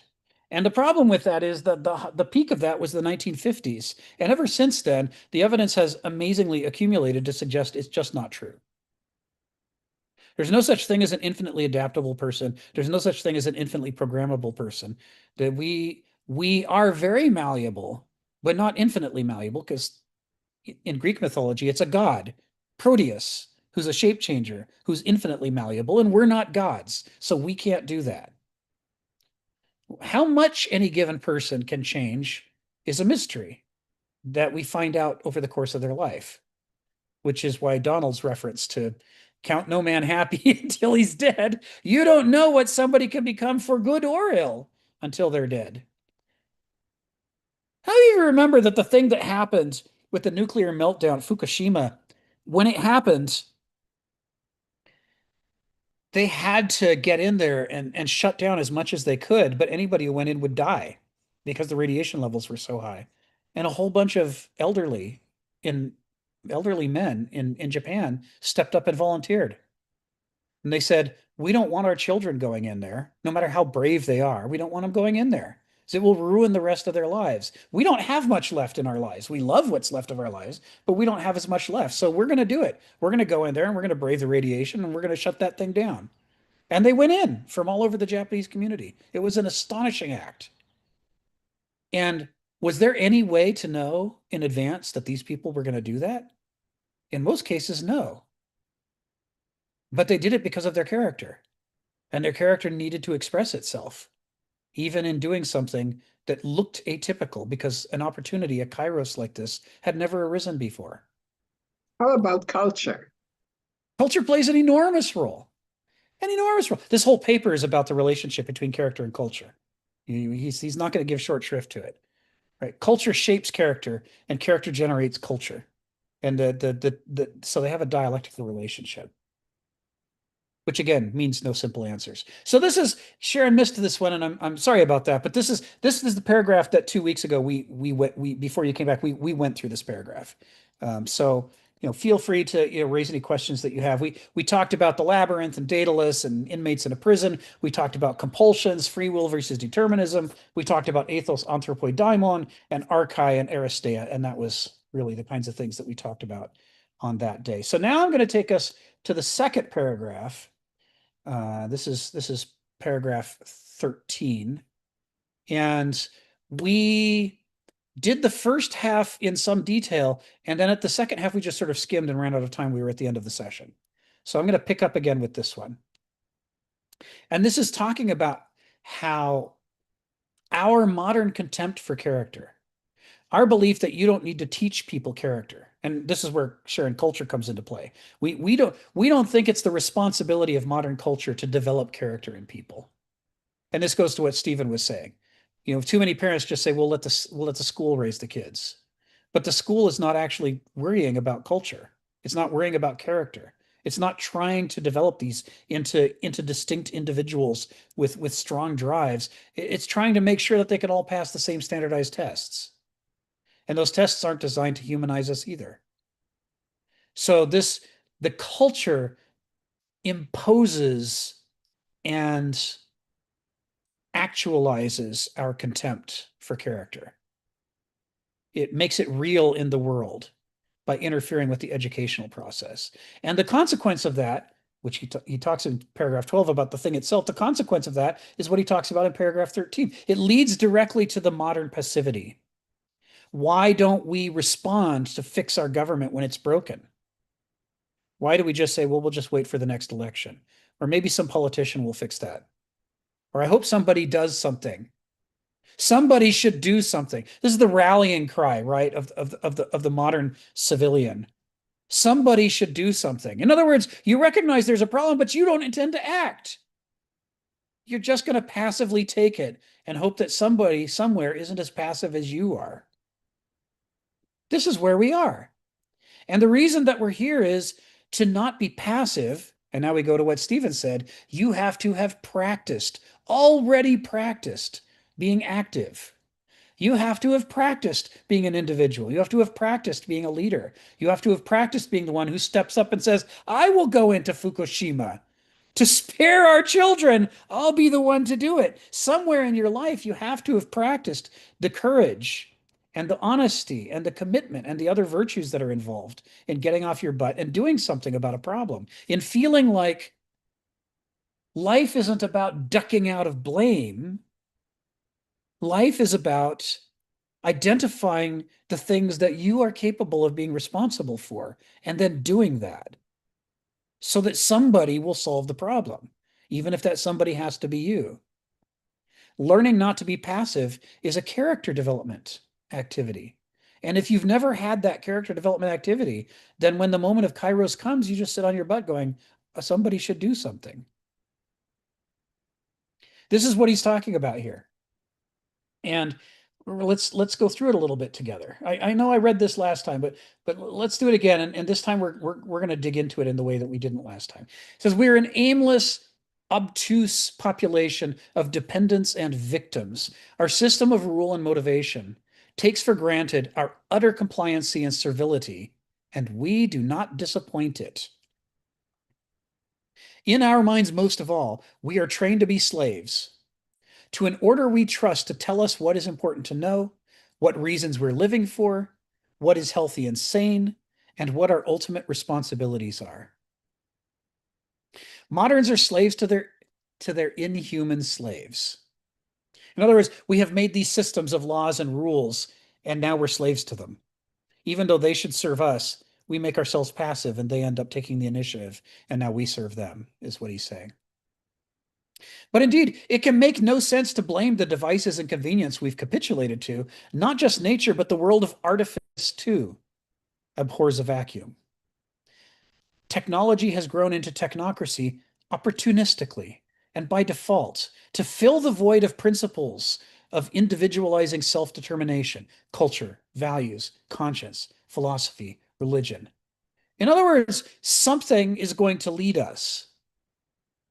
And if it can't lead us in a healthy way, then it will lead us in a sick way. But something is going to lead us, especially when we can't muster any character of our own to lead us to step forward and take a leadership role in our lives. If we can't do that, something else will do it for us.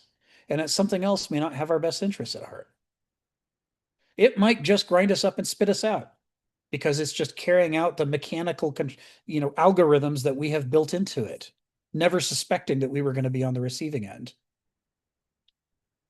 I look at all these people who vote for various administrations thinking that the administration is going to screw somebody else, but it'll be good to them. And oh, they're surprised when they're the one that gets screwed. When you vote for the leopards eating faces party, you shouldn't be surprised when leopards eat your face. You thought they were going to eat somebody else's face, but they told you they were leopards that eat faces.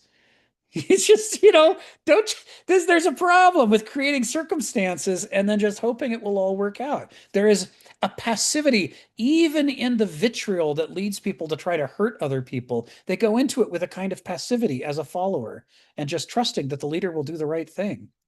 And then, oh, they're shocked when it turns out the leader does what the leader does, not what they wished the leader would do. He has his own character. He's going to act according to that, not according to the desires that you've projected upon him as a Rorschach test.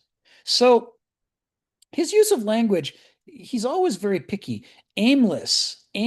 Ooh, what a word, aimless. The word you want to go with aimless is hamartia, which is the Greek word that means missing the mark. And it's an archer who doesn't hit what he aims for, aimless. Right? In modern English, we assume by aimless that Kenneth just means they're just wandering around, not sure where he's going. And he does mean that, but he means it in a more specific sense, in which a human life is supposed to be an apotheosis of character, in which the things within you that are good and healthy, that want to express themselves, you want the culture to have helped you cultivate those things. And once you learned how to self-cultivate, you want yourself to have cultivated those things in yourself so that you could convert your life into something that's capable of generating some real motive force in the direction of sanity and health. That you could push. That when the circumstance arises, you get up off your butt and say, me, I'm going to be the one to walk into Fukushima Daiichi because somebody needs to do it. And I'm at the point in my life where I recognize, I look around at all the people around me and I see these children should grow up. And they can't do that if they go in. And I don't have any more growing up to do. So it's going to be me. Whether I'm afraid or not, I'm going to do it. The person has made their life into an arrow that points in a direction. And that direction is a direction that leads to the health of the community. The community will thrive because of their choice. They're aimful. And they're aimful because they have a character. And they have a character because their culture has helped them cultivate their character. And because their character, their culture, as part of that cultivation, has taught them to take on the responsibility for thereafter cultivating their own character themselves. Right? What is growing up but learning to become the parent? It's not freedom from parents. Everybody thinks it is. Yay, I'm free. That's not the point. You'll always need a parent. But the point is for you to become the parent, to learn what parenting entails. What does Geneva need today? Is Geneva hungry? Somebody should feed Geneva. I know. How about Geneva feeds Geneva? This is Geneva's inner parent having a silent, unconscious dialogue about Geneva. Right? There is self-parenting that each of us has to do, and we want to learn by healthy examples what that would look like. Partially by experiencing healthy parenting ourselves, partially by observing other parents around us parenting their children in healthy ways and internalizing it. And that changes our character. It changes the trajectory of our character's development. to move in that nurturing, smart gardening direction that says, if I'm hungry today and I have just planted the acorns, I should not dig them up and eat them, or I will never get an oak tree, and that means I will never get thousands upon thousands of acorns. I should find something else to eat. This is disposable. This is not. This is my investment in the future. All of this it has to be learned. It's character development. And if it's not learned, you end up aimless. Just go with the flow. What comes around goes around. Don't make waves. Don't bite the hand that feeds you. Don't rock the boat. Don't get in trouble. Right? The modern value system in a nutshell. Don't get in trouble. Make sure somebody else gets in trouble, not you. Because, oh my God, what if I got fired? Then I'd be homeless. And if I'm homeless, oh my God, what'll happen to me then? Maybe I'll die young. Right? And miserable. We have this existential fear in us, and it teaches us to be passive. And that passivity makes us aimless. So we are no longer the expression of any arete within ourselves. The cheetah can't help but express the arete within it. But with us, it all depends on our acculturation, whether we even ever discover what our arete are. And he says obtuse, right? And he kind of means dumb. Of course, that's the modern English thing. There is a dumbness to modern people that comes from having been taught to be passive. Like Stephen says, you want to lead, you're going to have to practice leading. If you've never practiced leading, you're not going to be any good at it. And the same comes from developing your own character. If nobody ever taught you to develop your own character, you're not going to be very good at it. When you're not good at something, you feel dumb when you try it. And it's why a lot of people don't try to learn new things. They hate feeling dumb more than anything. Even though being dumb in practice and screwing up in practice and learning from it is how you become smart. They'd rather stay dumb, but not be seen to be dumb by making the blunders. There is a kind of courage that's involved in becoming smart. And the courage is, are you willing to be stupid? Are you willing to openly humiliate yourself? I get on the bike, I try to pedal, and it falls over. Oh my God, the whole neighborhood saw me. I can't ride a bike. But you already couldn't ride a bike. So what if they see you? Right? Falling down and getting back up and trying again and looking stupid over and over until suddenly, eventually, you start to look pretty good. That's how you become pretty good. So if we're pacified and taught not to engage in that behavior, it makes us dumb. No matter how many degrees we have, no matter how many trivial facts we can spout, no matter how much we can make ourselves feel smart and make other people feel dumb, we are dumb when it comes to the things that count. If we haven't been developing through practice, through trial and error, through making mistakes and learning. I know I'm singing Geneva's song, making mistakes and learning from them. It's the core of the process by which we get out of these problems. But you got to have it in your character to be willing to take that risk. And a lot of people have just been hurt too much and shamed too much, and they won't take that risk no matter what. And the result is, go ahead, Sharon. Well, that was my question. Development of character, how is it impacted by the externalities, the risk and the reward? Hugely. That's what you're saying. Hugely. Yes. Right? I mean, the Jesuit motto is give us a child until the age of 5 and they're ours for life. The upbringing in the first 5 years is incredibly influential on people. That's when you're learning the real basics, like, depth perception and object permanence and whether anybody loves you or not and whether it's worthwhile to try things. You learn most of that stuff by age 5. And it's not that it's not possible to learn after that, but it's hard. I mean, you are rolling a boulder uphill. If you were taught helplessness by age 5, it can be unlearned, but you need a lot of support and a lot of positive experiences in a row to get out of that rut that's been dug for you. Culture has a huge effect. We are the most acculturated animal there is, and we have to be. That's our compensation for lacking sophrosyne. We gave up the compass in the brain, but in return, we get this possibility for immense flexibility. But in return for that, we gain this enormous dependence on our culture. And now we're at the whim of, were we born in a healthy culture or a sick culture? Because if we're born in a sick culture, they're going to put their sickness in us. And that's what they're going to teach us. And then, it becomes hard to self-cultivate when you've been taught that it's hopeless. This is what he's saying in paragraph 13. So the whole thing about contempt for character leads to people who don't know how to develop their own character. They don't even know that they should. They don't even know what character is. They think it's that whole, oh, unpleasant experiences are good for you. They develop character. Haha. That's the sum total of what they think it is. Did he cheat on his wife? That's character. It's these bumper sticker cliches. And this whole Greek concept that everything that exists has character and that character determines its behavior. And if you want your behavior to be excellent, you need to cultivate your character to make it possible to generate excellent behavior. This whole feedback loop that is the core to our very existence as natural things in the natural world is just right over the heads of moderns. We don't associate any of these ideas with the word character. Stephen, come off mute. Tell us what's on your mind. Well, of course, being a little bit older, I remember slightly earlier times. And you do remember an era when people were too proud to take welfare. Now they're demanding it. But a lot of people, most people, would object to the idea that they'd get on welfare. They'd only do it under the most dire circumstances. Now, people have made it part of their economic plan.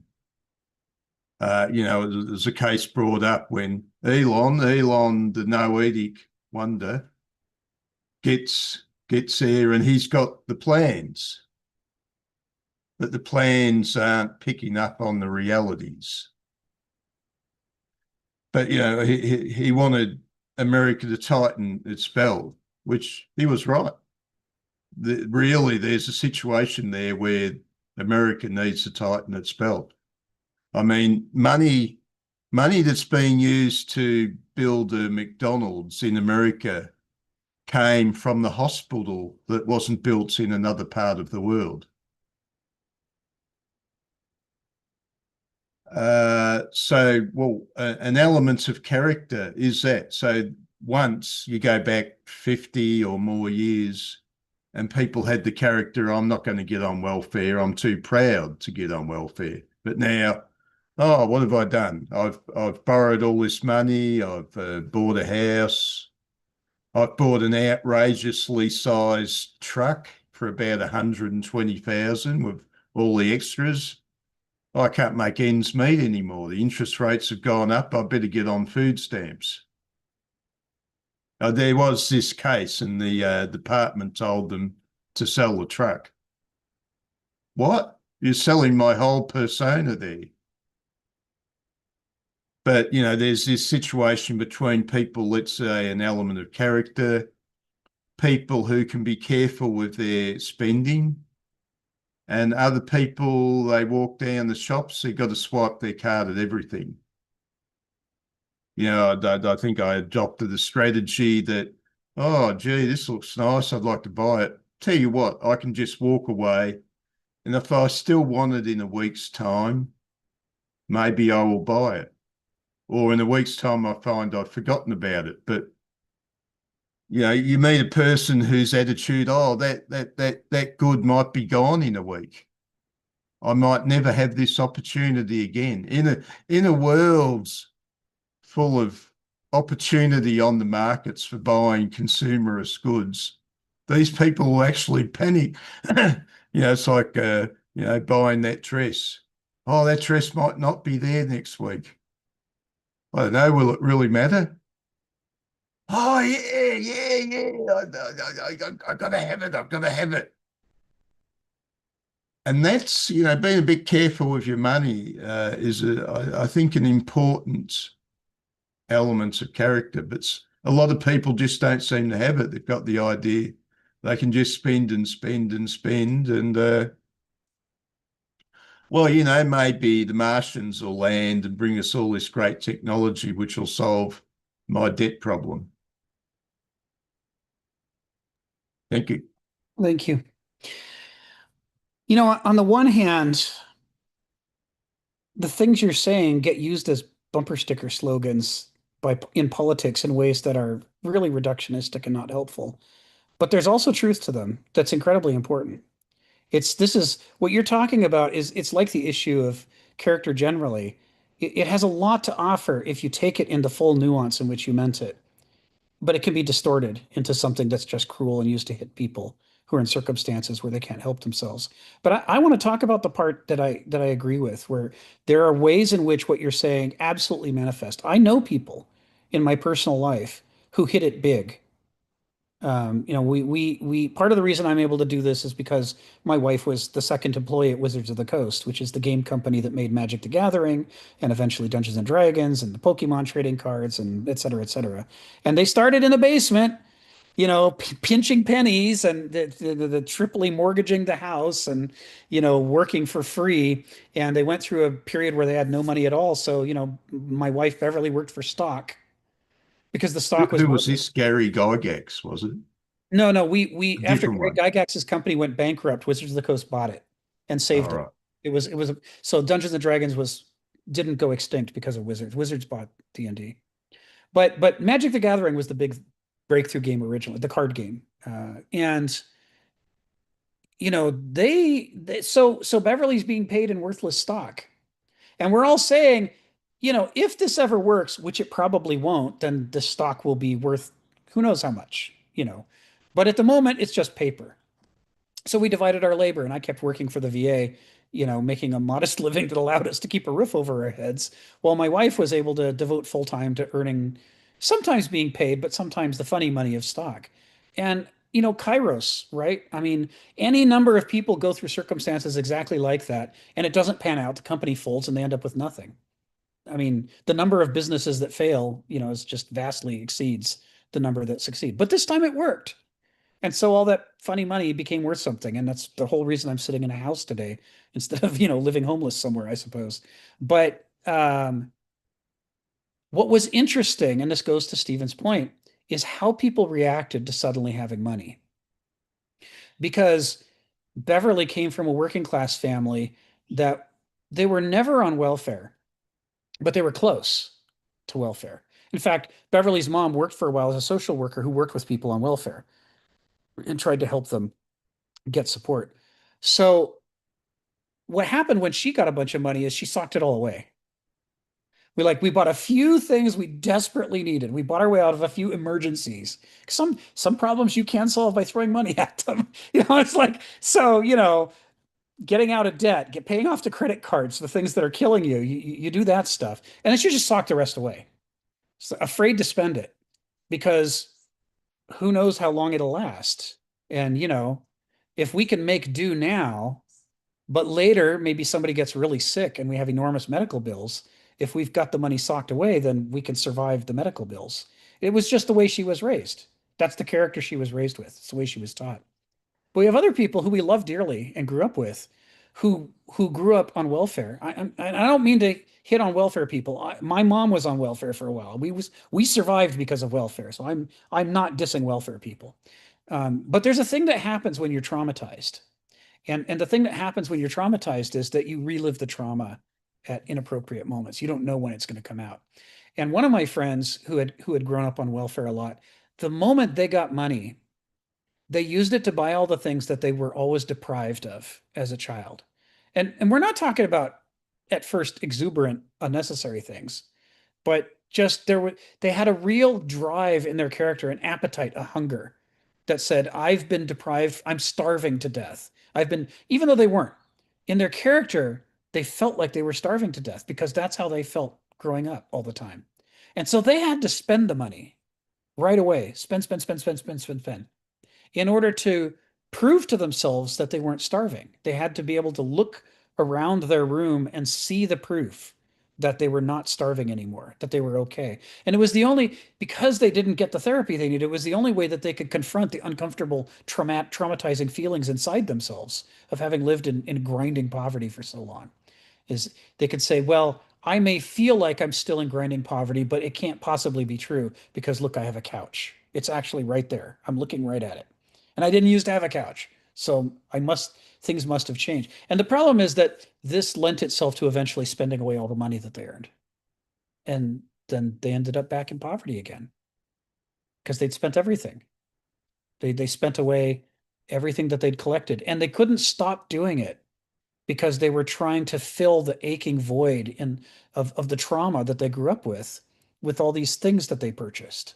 And with generosity to friends, who didn't have any money, who came and became hangers on to suck them dry. And then, of course, once the money was gone, most of those friends left and they were left alone in poverty again. And this whole thing was driven by character. And it's not an issue of, oh, you have bad character, so you deserve to be punished. It literally was just the only reason that there was this difference between Beverly's outcome and this other person's outcome. The only reason was because of the experiences, the acculture, going to what Sharon said, the acculturation that they had growing up, whether they were given opportunities to succeed or not. And our friend had never had an opportunity to succeed. So it's what Stephen said. You spend while you can because you might not have it later. Whereas Beverly's experience was, if she saved from babysitting long enough, she could eventually buy a clock radio to wake her up in the mornings so that she wouldn't keep sleeping in and missing school. And that way she would be on time. And it worked. She was able to save the money. She did get the clock radio. We still have it somewhere in the basement because it was such a precious memento for her that taught her that saving things, if you can, saving things can pay off. And that's the only reason we didn't lose everything within a few years, of Wizards doing well. And it's why I can be here talking to you today. I have some choices about the things I work on. So that's the concept of delayed gratification. Delayed gratification, which is not immediately obvious to anybody or anything. You have to have had positive experiences that teach you that delayed gratification pays off. And if you have those experiences, it lights a little fire in your character. And then you can tend to that fire and become somebody who's really careful with your resources. But if you've never had enough, if you were never able to save up enough to get what you need, if delaying gratification only ever meant that you missed your opportunity, right? Because now it's all gone and there's none for you. You should have pounced when you could.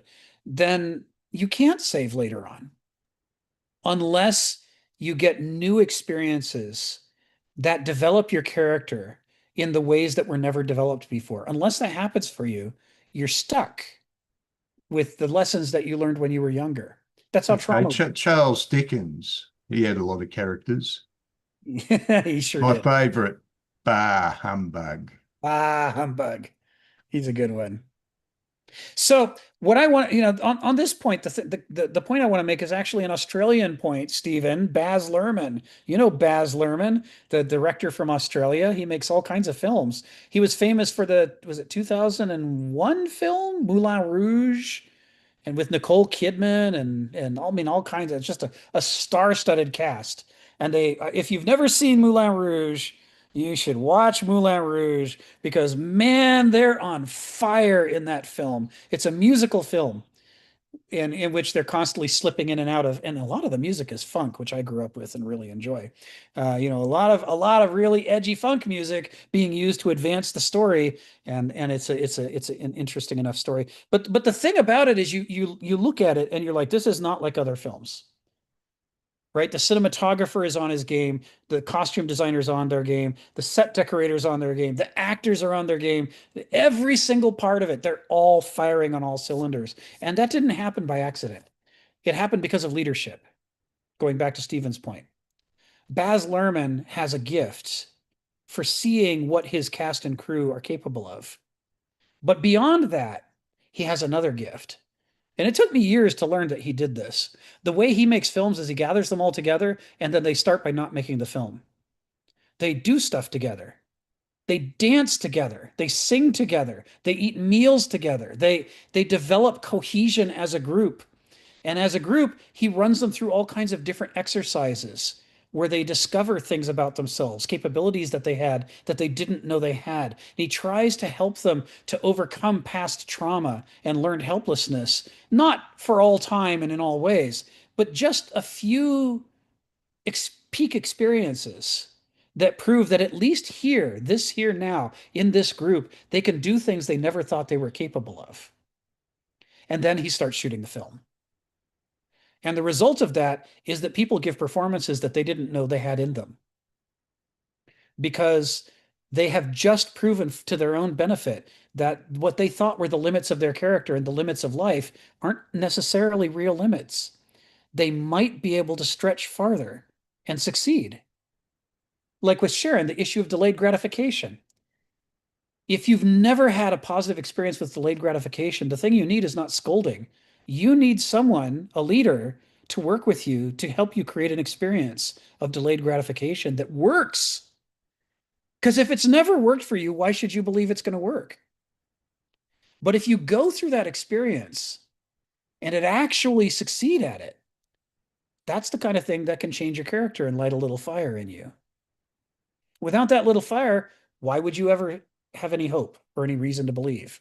But once the fire is lit and you start to think you might be able to make something of this, then nobody can predict what you're capable of. Maybe you could become somebody who's really responsible with money once you've had the experience. Romeo plus Juliet was the very first time I encountered Baz Luhrmann, and that was a hell of a film too. For those of you who don't know, Romeo plus Juliet is his Romeo and Juliet film set in the modern age. And instead of swords and dirks, they keep all the lines right out of Shakespeare, but they've got guns. And the guns on them, the brand name is sword and dirk. It was a very clever movie. It is, and it's full of ways to reset Shakespeare's thing in the modern age. First time I ever saw Leonardo DiCaprio, first time I ever saw Anna Paquin. Or is it Anna Paquin? Am I thinking of another actress? Anyway, it was glorious.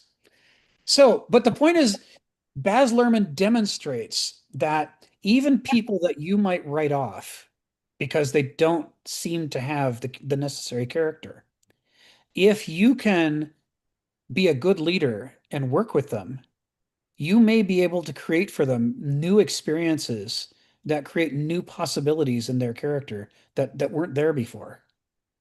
But if you don't do that, then it's unfair and unrealistic to expect them to change. And it's unfair and unrealistic to scoff at them or blame them. We're all prisoners of our character. It's just some of us know it and some of us don't. And some of us are trying to do something about it. So Sharon, you came off mute. What's on your mind? I was just going to say that delayed gratification is a concept that's very, very foreign to modernity, because we live in a society where everything is instantaneous.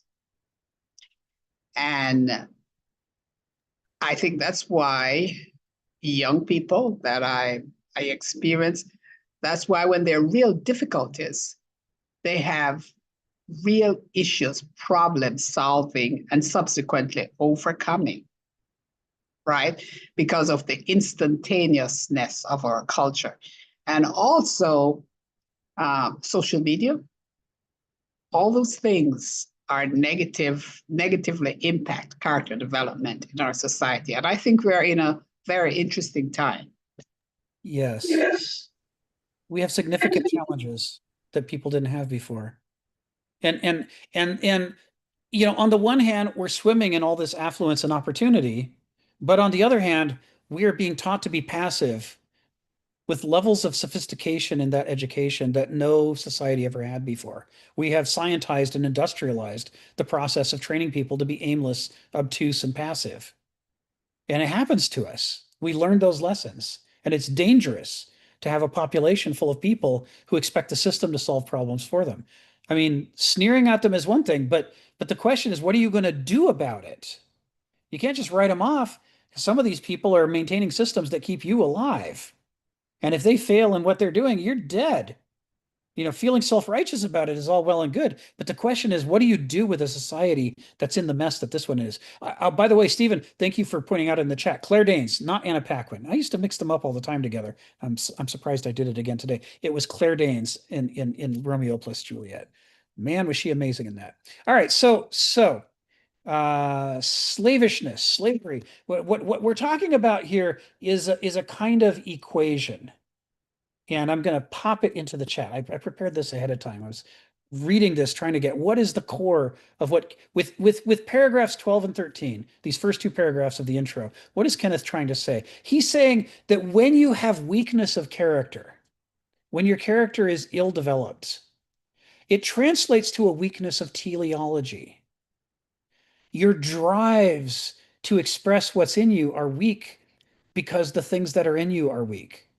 You are not like my cat Hecate, who sees a fly somehow get into our living room, poor fly, that was a mistake, and loses her mind chasing it around for the next 30 minutes until she finally nails that fly and it's gone. We have no problem with flies in our house. These cats are bug killers, and it is in their character, and therefore it is in their teleology to express that character. Usually I can set a stopwatch 10 seconds from the moment she spots a bug to the moment the bug is dead. It is astonishing that this fly managed to last for a whole half hour. But let me tell you, she galloped around and around and around this house relentlessly until she took it down. That was her character. And her character translates into behavior, into teleology. She may not get an access to a fly very often, but when she does, she makes the most of the opportunity. Even when it's a smart fly, it's doomed. She is the fly killer. I mean, we all have to be famous for something. Hecate's the fly killer. So here's the thing. If your teleology is weak, then your agency, we're saying your agency is weak. And in the dialectic between agency and contingency, it means that contingency has a stronger hand against you than it would if you had a strong character. You don't just feel like you're a victim. You actually are a victim. Because Kairos comes your way over and over at random intervals. No one can predict when it's going to be, but you fail to recognize it because your character tells you it's hopeless to try. And if it's hopeless to try, why even pay attention? It's just going to get your hopes up. And so people learn to let opportunities pass them by that could have changed their lives and turned them around. But they can't act on them because they've been taught that they're helpless. And they've been taught that they're helpless, not in some kind of lecture, in some kind of weak way. They've been punished over and over in their life when they've tried. They've tried and failed and hurt for it. And that has weakened their character, which has weakened their teleology, which has increased their pathos. For the Greeks, pathos is the condition in which, in the dialectic between agency and contingency, your agency is weak. And contingency gets its way more often than it should. More often than it would if your culture had developed your character sufficiently. I don't mean to say that you have no responsibility of your own, but your own development happens in two stages. And the first stage is your culture has to develop your character to the point that you understand you have a character and that it becomes your responsibility and that you learn to believe that you can cultivate your character from there on out. If your culture doesn't do that for you, if it doesn't get you to ignition, it's kind of hard for you to do anything about your character after that. Maybe you'll luck out and have some peak experience, but maybe you won't. The people who aren't given that initial launch by their culture has failed them. That was their culture's job. Now, thereafter, if your culture did it for you and they taught you that character matters and it's real and that you can grow and change your character over time by developing your habits in the directions that are healthier for yourself. If you learn all that and you still throw it all away, okay, fine, then we can blame you. Your culture did its job, you didn't do your job. But if your culture never gave you the tools to work with, we can't, there's no point in blaming you for what happens after that. You were never individuated. You never actually became an adult in any meaningful sense. And the consequence of that is that it reduces the role of agency in agency versus contingency. It increases the role of contingency. And it makes a universe or a society in which the forces of history really do determine what happens because the people don't have enough agency to resist it. Now, that doom is only for the current generation. I'm going to call on John in a second. But there's a point that Hannah Arendt makes here, which is that new people are born every goddamn day. And new people are born full of piss and vinegar, right? They're born with gnosis, with a live wire connection to things. It hasn't been beaten out of them yet. And some of them are going to get through the process of acculturation and come out the other side and actually get that their character matters and that they need to develop themselves. And that's going to happen because no society is perfectly able to snuff out all autonomous, autarkous character in people. It's just not that perfect. So, as Hannah Arendt says, it's always a mistake to assume the forces of history are always going to get their way. You just never know what some newly born person is going to get into their heads to do and change the course of history. That could be us if we learn not to be passive. John, come off mute and tell us what's on your mind. So I had a question. Is there a difference between character and nature? Because you talk about your cat running around chasing a fly. That seems like a hunting instinct to me. And I think nature. I don't necessarily think character. So they're closely related but distinct. So nature is a much bigger category because nature includes what's outside of us as well as what's inside of us. The character is specifically our inner nature. And you're right that the Greeks see it as a nature within us, but they see the nature within us differently than moderns do. We see instincts as programming, but the Greeks didn't. They recognize that animals have instincts, but what they see that as is that their nature has strong drives within it. But it's still a character, despite the presence of those strong drives. And there's still room for diversity. I have 2 cats, and Athena does not chase flies. She does not. Flies do not light her spark. Hecate, no fly survives Hecate's existence for more than 10 seconds, except the one super fly that made it for 30 minutes the other day. But Athena will just watch it. She might follow Hecate around to try to figure out what's so exciting, but when she sees that it's just a bug, 99 times out of 100, she's not going to be the one to get the bug. It's interesting. It's like watching TV. Okay, that's nice. That hit the spot. However, when a bird lands on this bird feeder outside the window and begins singing, Athena loses her goddamn mind. She races across the house and perches down below eye level, just picks her, and she lowers her ears and flattens them. You can't see me because I have flat ears, which of course is ridiculous.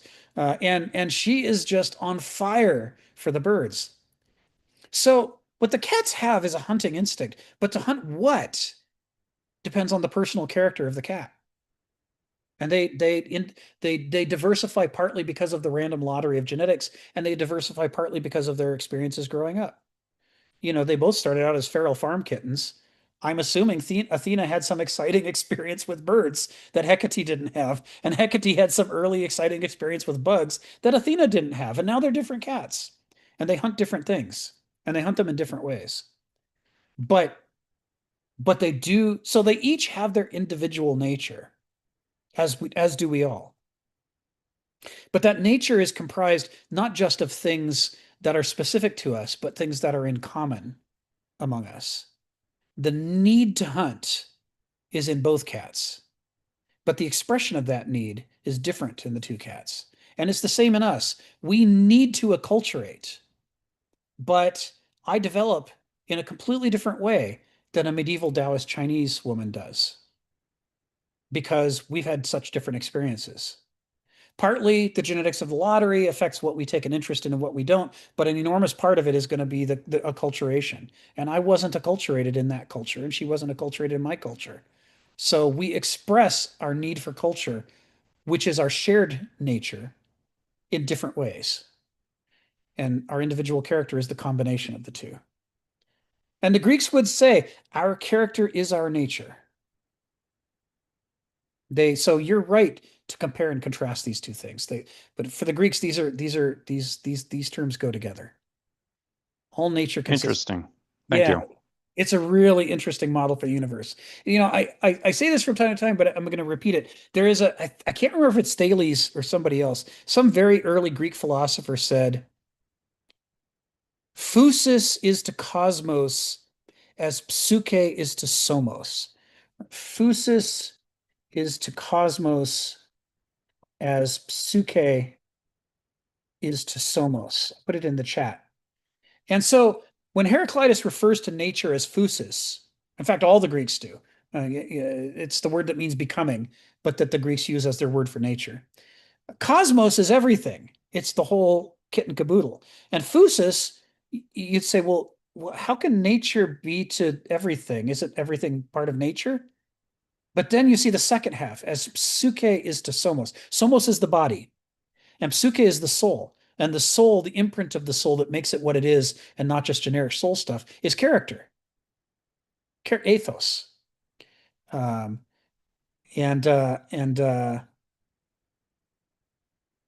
So I'm going to come to Ari's question in a moment. He has a question in the chat, which I'm gonna bring up. So this is based on the core Greek idea that there are no things, there is no universe that is just a place that's full of things. That's the modern model is it's all machines and mechanisms and it's stuff piled up at random. And there's just a bunch of things and they do the things that they do and you can interview, you might as well take anything you want because none of it means anything. It's just a bunch of stuff. The Greeks absolutely did not believe that. They rejected every part of that. To the Greeks, it's not the universe is an organism. It's alive. And not like the Gaia theory version of life, but it's alive in the sense that it's constantly changing and developing. And more importantly, it's alive in the sense that it has a nature or ethos or character of its own. That's the psyche, the soul. The soul of the universe is its lawfulness, the laws of nature that it obeys. And those laws of nature constitute a character, an ethos that the cosmos has. And that process of flowing and changing and becoming, that teleology in which all things are the fruits of their past selves and the seeds of their future selves and everything is transforming, that is the character of the cosmos in action. That it and everything it's made of are all organisms, and as organisms, they're all growing and changing and developing. So this idea that every nature has a nucleus that is also a nature, and the nucleus has the instructions or the teleology that's driving the overall cell, right? Think of this model that way. That they're using nature in this ambiguous way that means both the whole and the inner part that drives the whole, and that the inner part is itself also an organism that also is changing and transforming over time. So it's like a fractal pattern of organisms within organisms within organisms within organisms. That's the sum total of and that's the basic metaphor that all the ancient Greeks work with all the time. And Kenneth uses it all the time too. It's radically different. It changes our notion of the relationship between instincts and choice. It says both instincts and choice reside inside our ethos, our character. Some parts of our character we can't choose about, and other parts we can. And even which parts we can and can't choose about can change over time, partly based on contingency, what happens to us, our peak experiences, our traumas, and partly based on choice. If we decide to join a club and start doing a new kind of activity, maybe it's fencing. Well, previously we were terrible fencers, but after doing it for a while, we might become great fencers, and that's part of our character now, and we chose that. So there is this recursive seeing yourself, changing yourself quality that's built into the notion of character and nature. All of this it takes a long time to really grasp. I understand. Stephen, come off mute. Tell us what's on your mind. Well, I'm going to say that nature is the building blocks of who we are. For example, if we build a wall, we can go down and get all these rocks and build a wall. And we say the wall is not natural, but the material the wall is made out of is natural. As human entities, we emerged from nature, but of course, we start to practice things which are not natural, which didn't come from nature, but the material of what we are came from nature. There's so you got Hegel's point, man, God, and nature. So you've got anthropos. So anthropos, the building blocks of anthropos came from nature, but anthropos has gone beyond nature. So there's an element of spirit there. Now Marx waived spirit. As far as Marx was concerned, how do you get the Mona Lisa? Okay, I've got to have the canvas, I've got to have the paint set, but the talent, he deferred the talent, really. He only saw the material things that were needed, but the spirit, that's what he said. The spirit is just the material. Now, Hegel still had the spirit, So in nature was the material. We emerged from nature. We got our material from nature. But spirit is something beyond nature. So when we built that wall, it came from the invisible, from the spirit.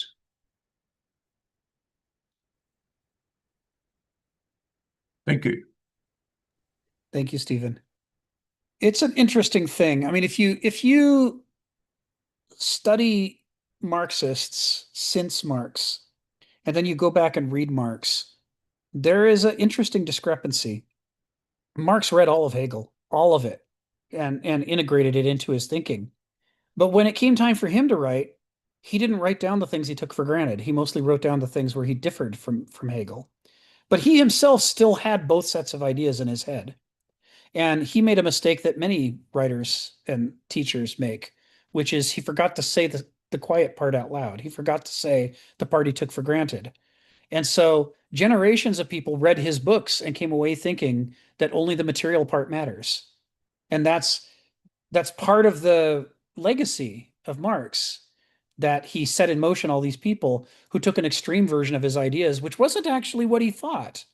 In his early writings, he writes about alienation. He writes about false consciousness. He writes about the subjective experience of being working class and living under capitalism. He even writes about the subjective experience of being the bourgeoisie and what does it mean when you can control everything, but you don't get to make anything.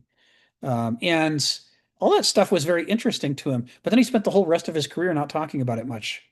And so the result is a lot of Marxists will read his later stuff like Capital and never read his early stuff because they're like, oh, isn't that his early undeveloped ideas? Surely that's replaced by the later stuff. But what he was trying to do is just say, I've already addressed that stuff, so now I'm going to turn to other issues.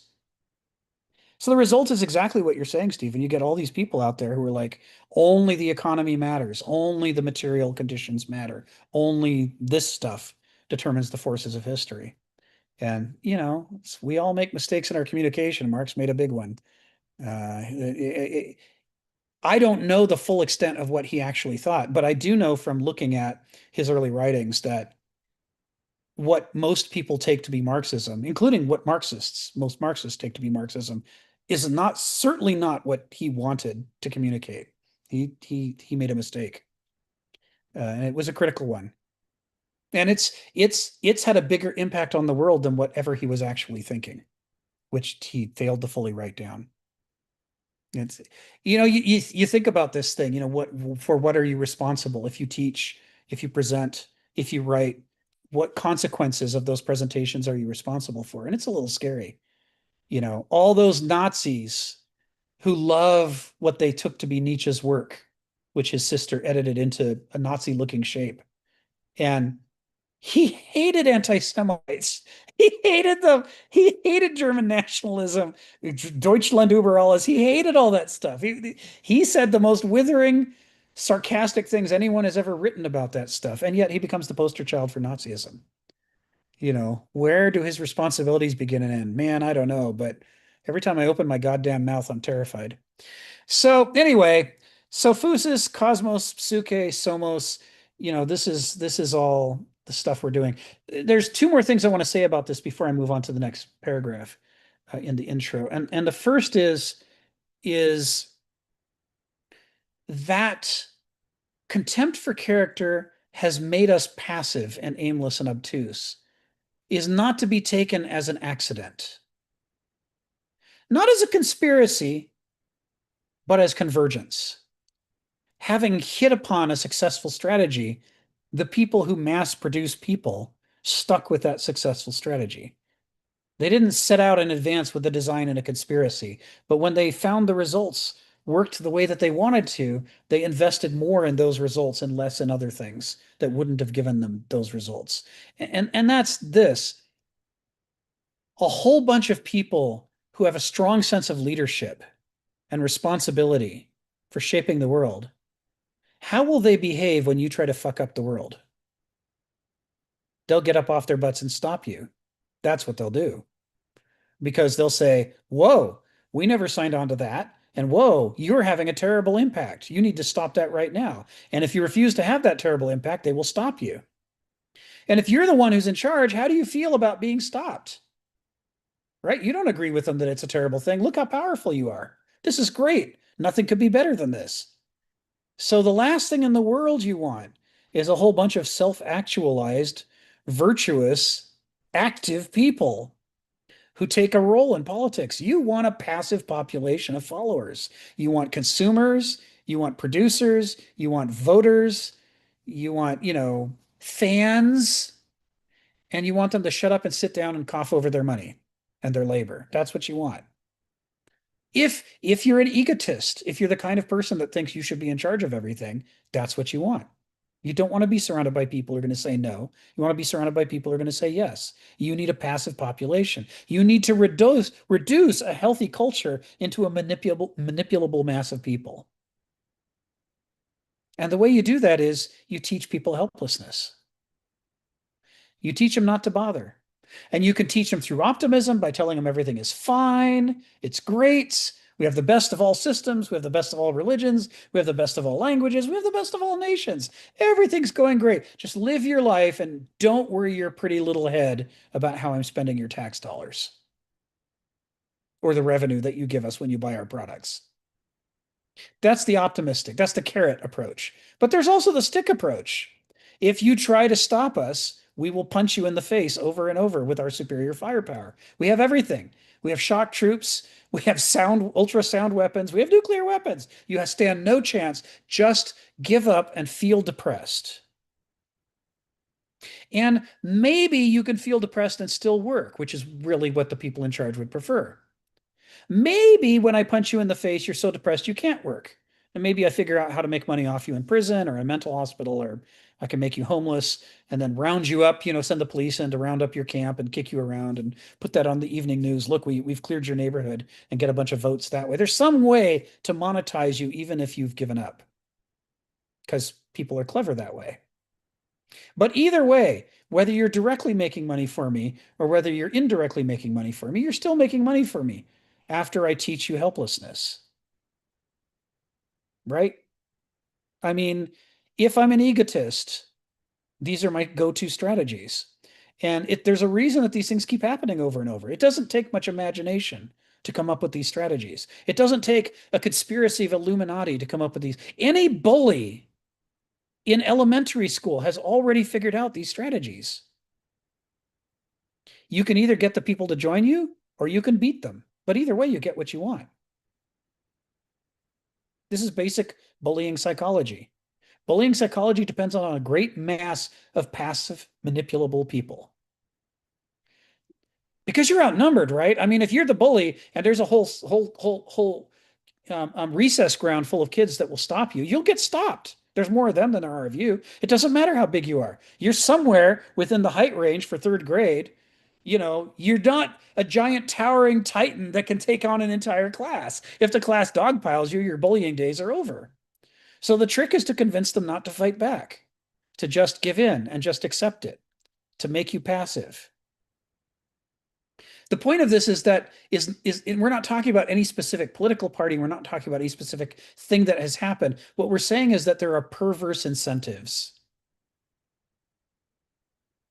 to make people want to produce this situation of modern passivity. And the best way to do it is to sabotage, people's characters so that they lack the resources that are necessary to take responsibility or to fight back. Kenneth's talking about all this stuff in here.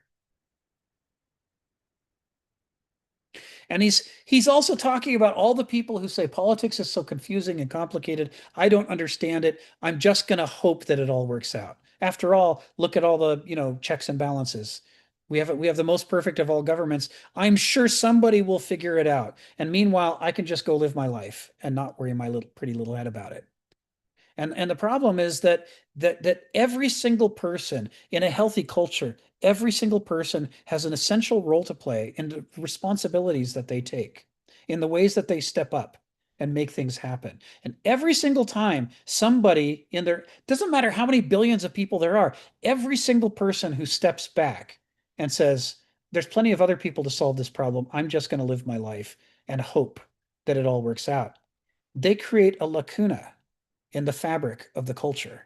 They create a weak spot, a gap, because there are things that they needed to be doing and they're not doing them.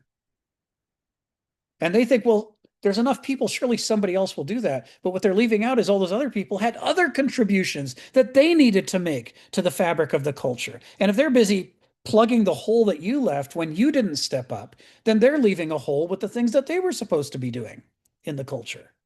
There's no sweeping this under the rug of there's so many people, it's okay for me to sit back. They'll all solve the problems for me.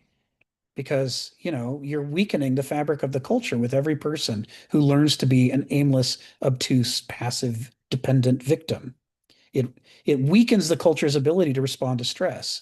And in the modern world, as he points out in paragraph 13, a lot of this takes the form of thinking that the technology will solve the problem. Remember television, the great educator, there won't be any ignorant people in the world anymore because now we have the gift from the gods themselves of television. That really worked out, didn't it?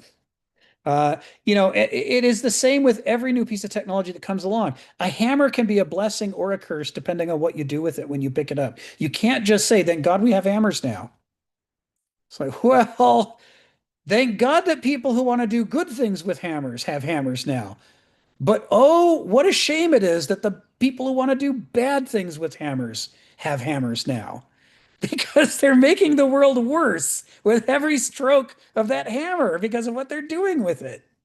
Technophilia, worship of technology, the belief that technology has a moral arc and that it will solve our moral problems for us. If we just add more, if there's bad people in the world doing bad things, the solution is to give them more power, more technology, because as we know, more power makes people better, doesn't it? Power doesn't corrupt, it makes people virtuous. Only virtuous people wield technology. But on the surface, these kinds of reasoning don't make sense. But when you have learned to be helpless, you aren't really reasoning when you're doing this. You're just trying to paper over the ache that comes from not doing what you know you ought to do. You know somebody should intervene, and you know you're somebody, but you feel helpless. And so you have to create a reason why it's okay that you don't do it. And the reason doesn't have to bear any scrutiny because you're also not going to examine it very closely. It just needs to be the excuse of a moment to turn your attention away from the problem and to something more soothing. And this is how the cycle of passivity works. And this is what he's talking about in paragraphs 12 and 13. He's going to talk about douloi, banalsoi, and aristoi, but he's leading off with this stuff. And the reason he's leading off with it is going to become apparent when we get to the next paragraph. Ari, come off mute and tell us what's on your mind. Oh, I'm so glad you mentioned going back, because I was thinking about gnosis and noesis again from the talking sort of the beginning, like I don't know, a couple hours ago maybe, and pointing out what bringing these back together with again this idea of modern passivity.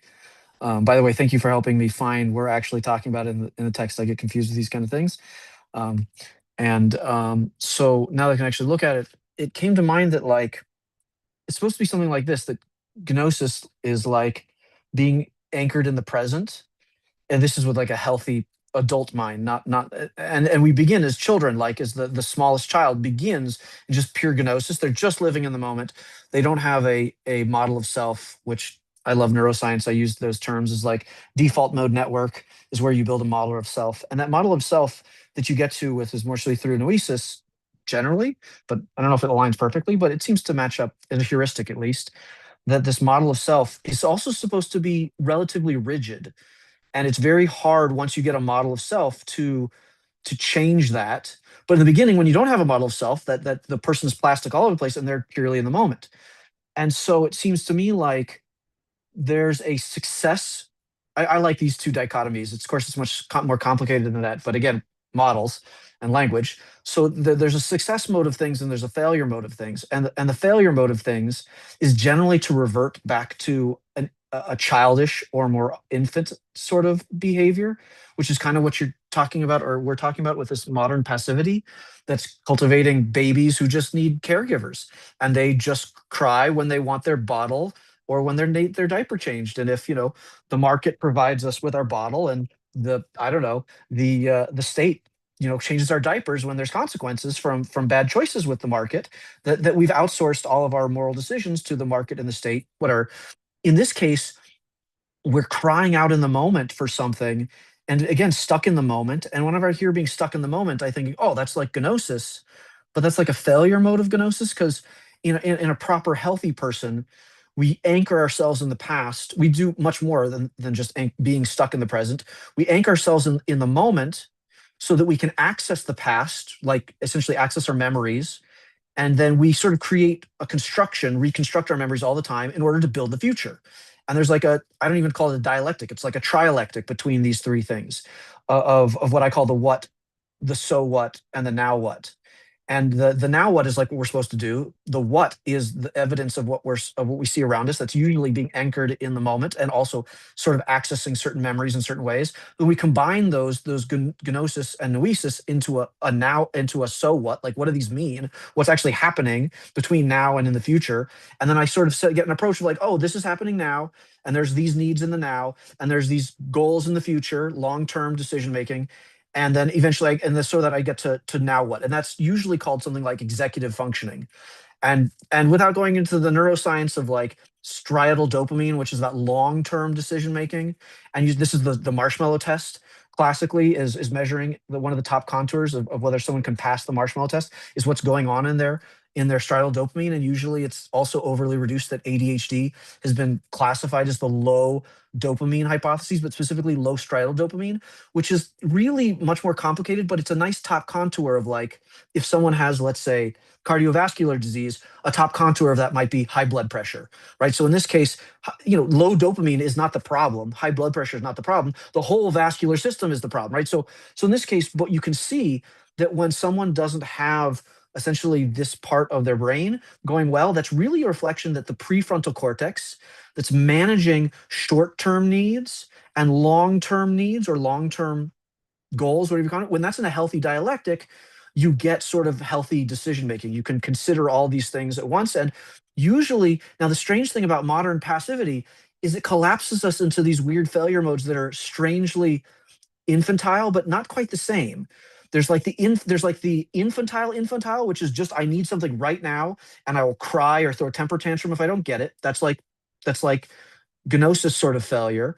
But then there's another like weirdness of like, my model isn't working, so I'm going to throw a protest, which is more like an adolescent. You pointed out this as a child who's like, maybe they're getting, usually I think of this as like the terrible twos, actually, the first time you see this. When a person gets access to language and they start getting a sense of self, they try to exercise agency. And it's almost like gnosis is like pure contingencies or certain passivity. Like I just feel whatever I feel and I'm in the moment and I'm not controlling anything.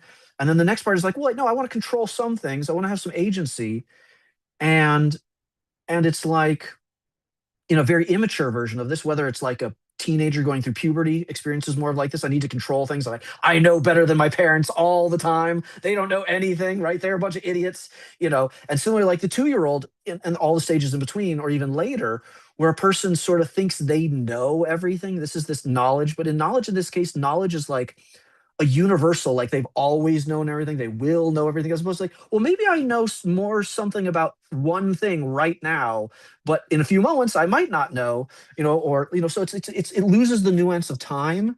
And it's like the model in this case is the opposite. It's like one is embodied in the now, which is like the complete particular is kind of the philosophical language. There's a particular versus the universal dialectic here that I'm thinking of. Like a gnosis is just particular, like right now, whatever's happening in that now is always the case, and just need to feed. And usually that's an appetite based, as I think this is where I'm alluding to like the douloi sort of mentality. It may not might map over perfectly. It probably doesn't, because it's more complicated than that.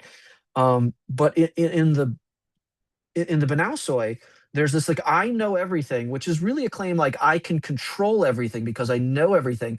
And how dare anything provide any error in my model? And the only source you get error from is being in the now. And this is where the now anchors you so that you can access knowledge now that will update your model. And then you essentially access the past or your sense of self through the default mode network. And then they're in sort of a healthy dialectic. And there's essentially, like, I wish Joe was here, there's a thing between stimulus and response, between contingency and agency, and that's that space between. The more you can cultivate a space between that, is really, you're saying, or the brain or the system, the nervous system is really doing something along the lines of being able to cultivate more stress, handling more prediction error without needing to jump to some form of, we need to resolve this right away. And it's something weird about the modernity that, like, we get stuck in these models that are so much knowledge, so many things, but they're so rigid, and then they won't allow any sort of evidence of the now updating it, or I just need to feel my feelings and there's nothing I can think about it.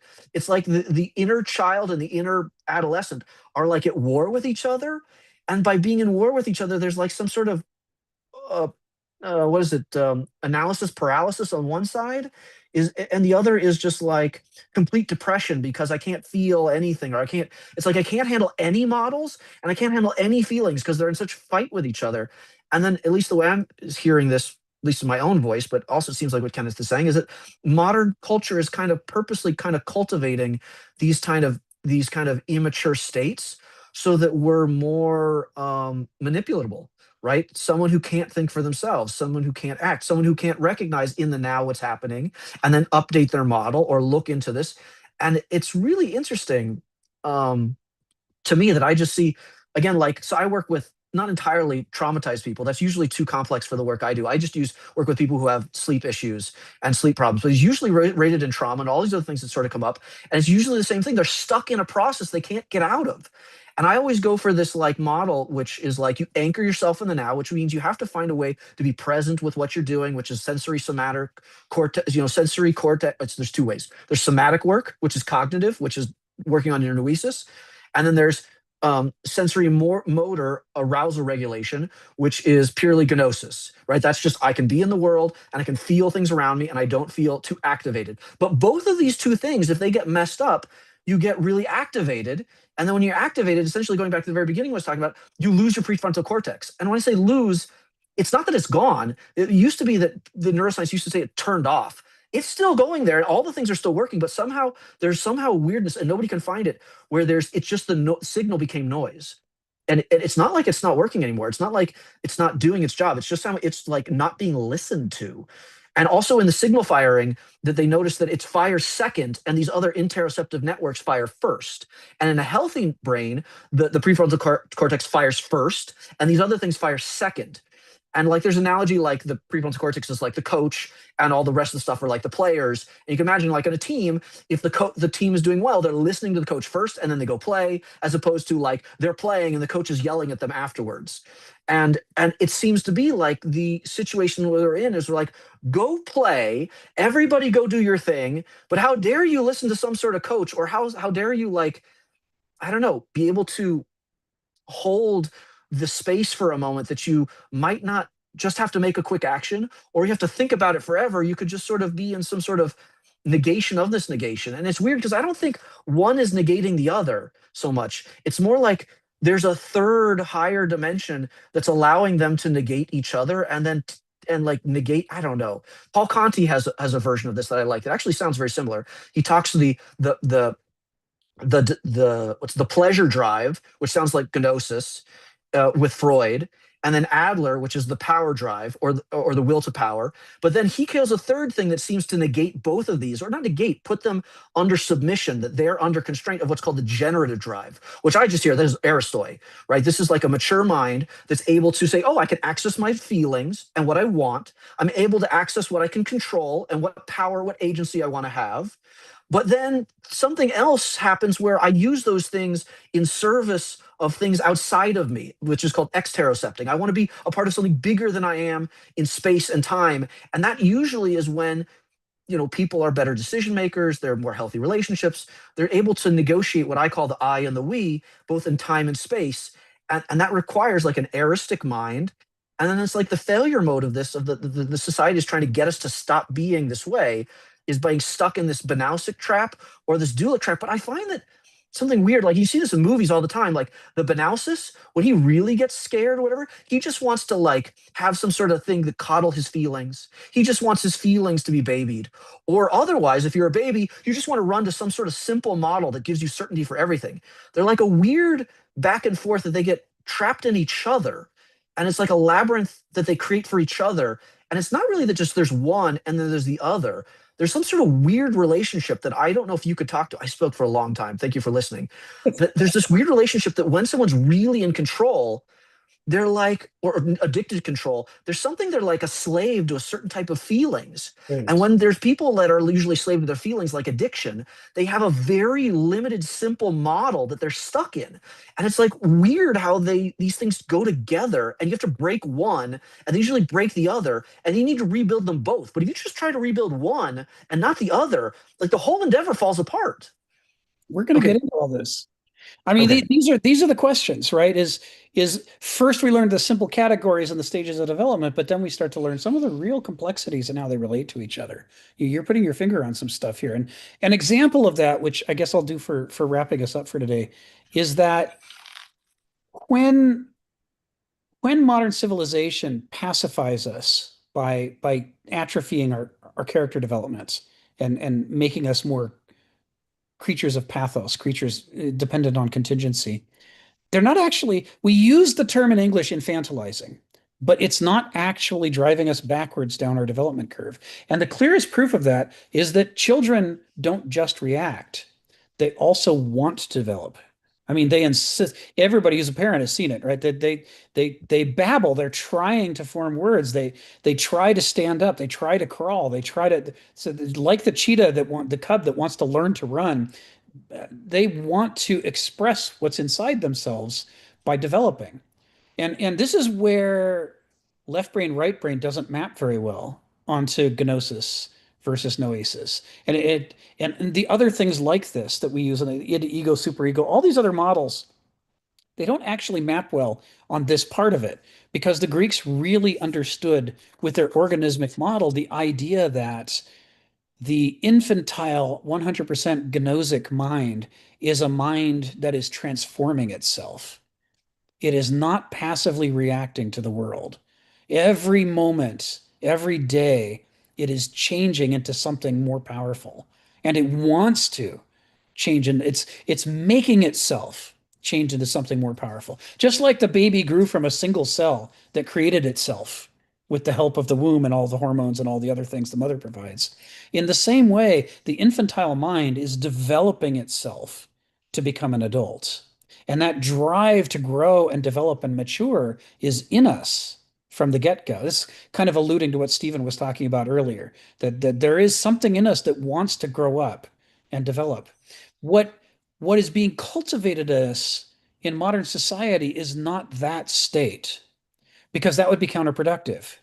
They push you down and you pop right back up. It'd be one of those games of, you know what I'm talking about in the fairs. Whack-a-mole. Whack-a-mole. It'd be a game of whack-a-mole. And that's not what the modern world wants. And so what it tries to create in people, the infantilized state that it creates, is not actually the state of an infant.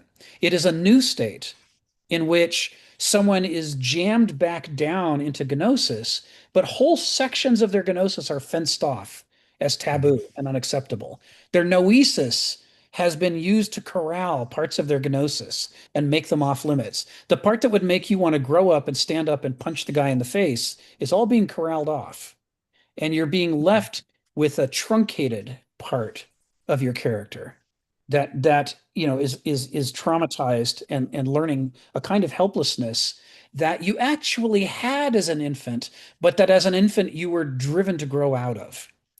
And the state that you're in now is trying to get you to not be driven to grow out of it.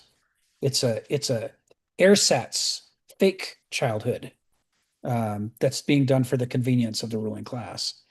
So, and if that all sounds like conspiracy theory, you can actually read early 20th century stuff about education, and they're just upfront about how they want to mold everybody into perfect citizens.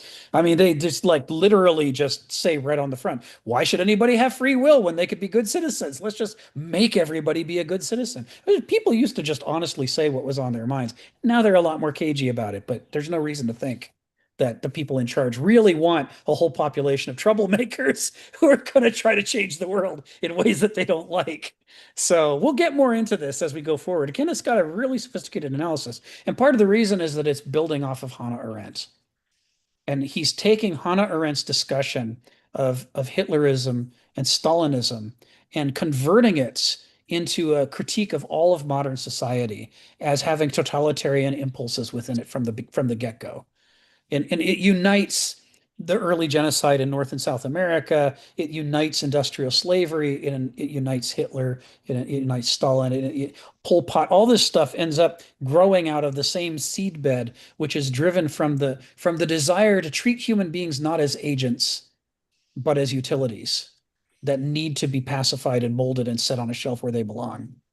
That idea that I have the right to dictate terms to all of you, and if you don't like it, then I should reach into your head and change your brain and make you like it.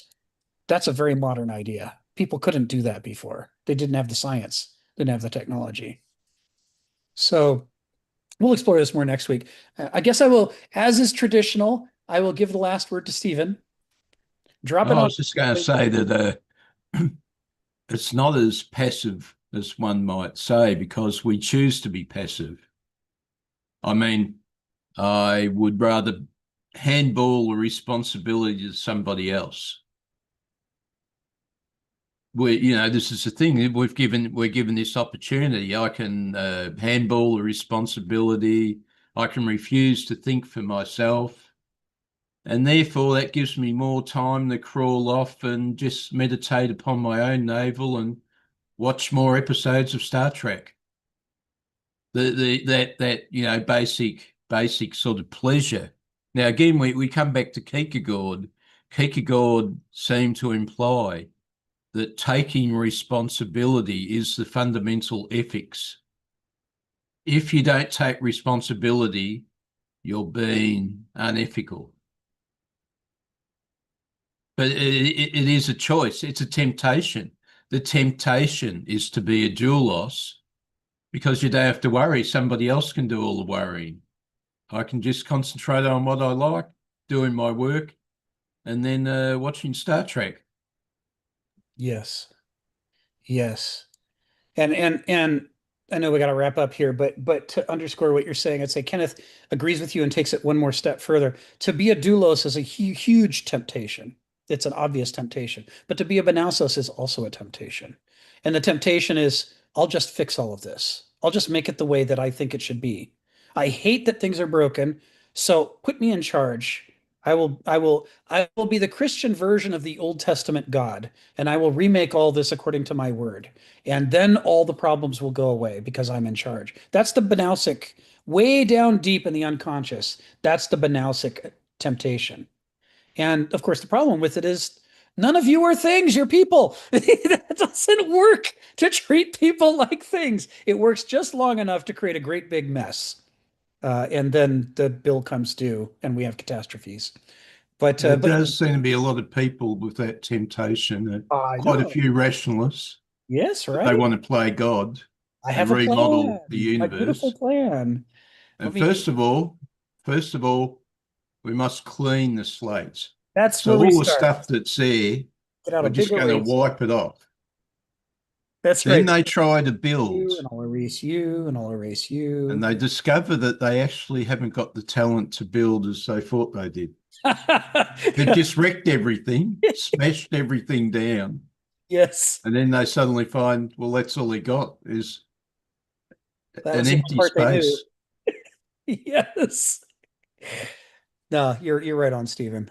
I gotta say, it also sounds like the little boy who just wants a horse, and then maybe he gets a pony, and the pony just wrecks everything. Oh, well, like, I just wanted the pony, right? So didn't want the consequences, right? The law of unintended consequences rules us all.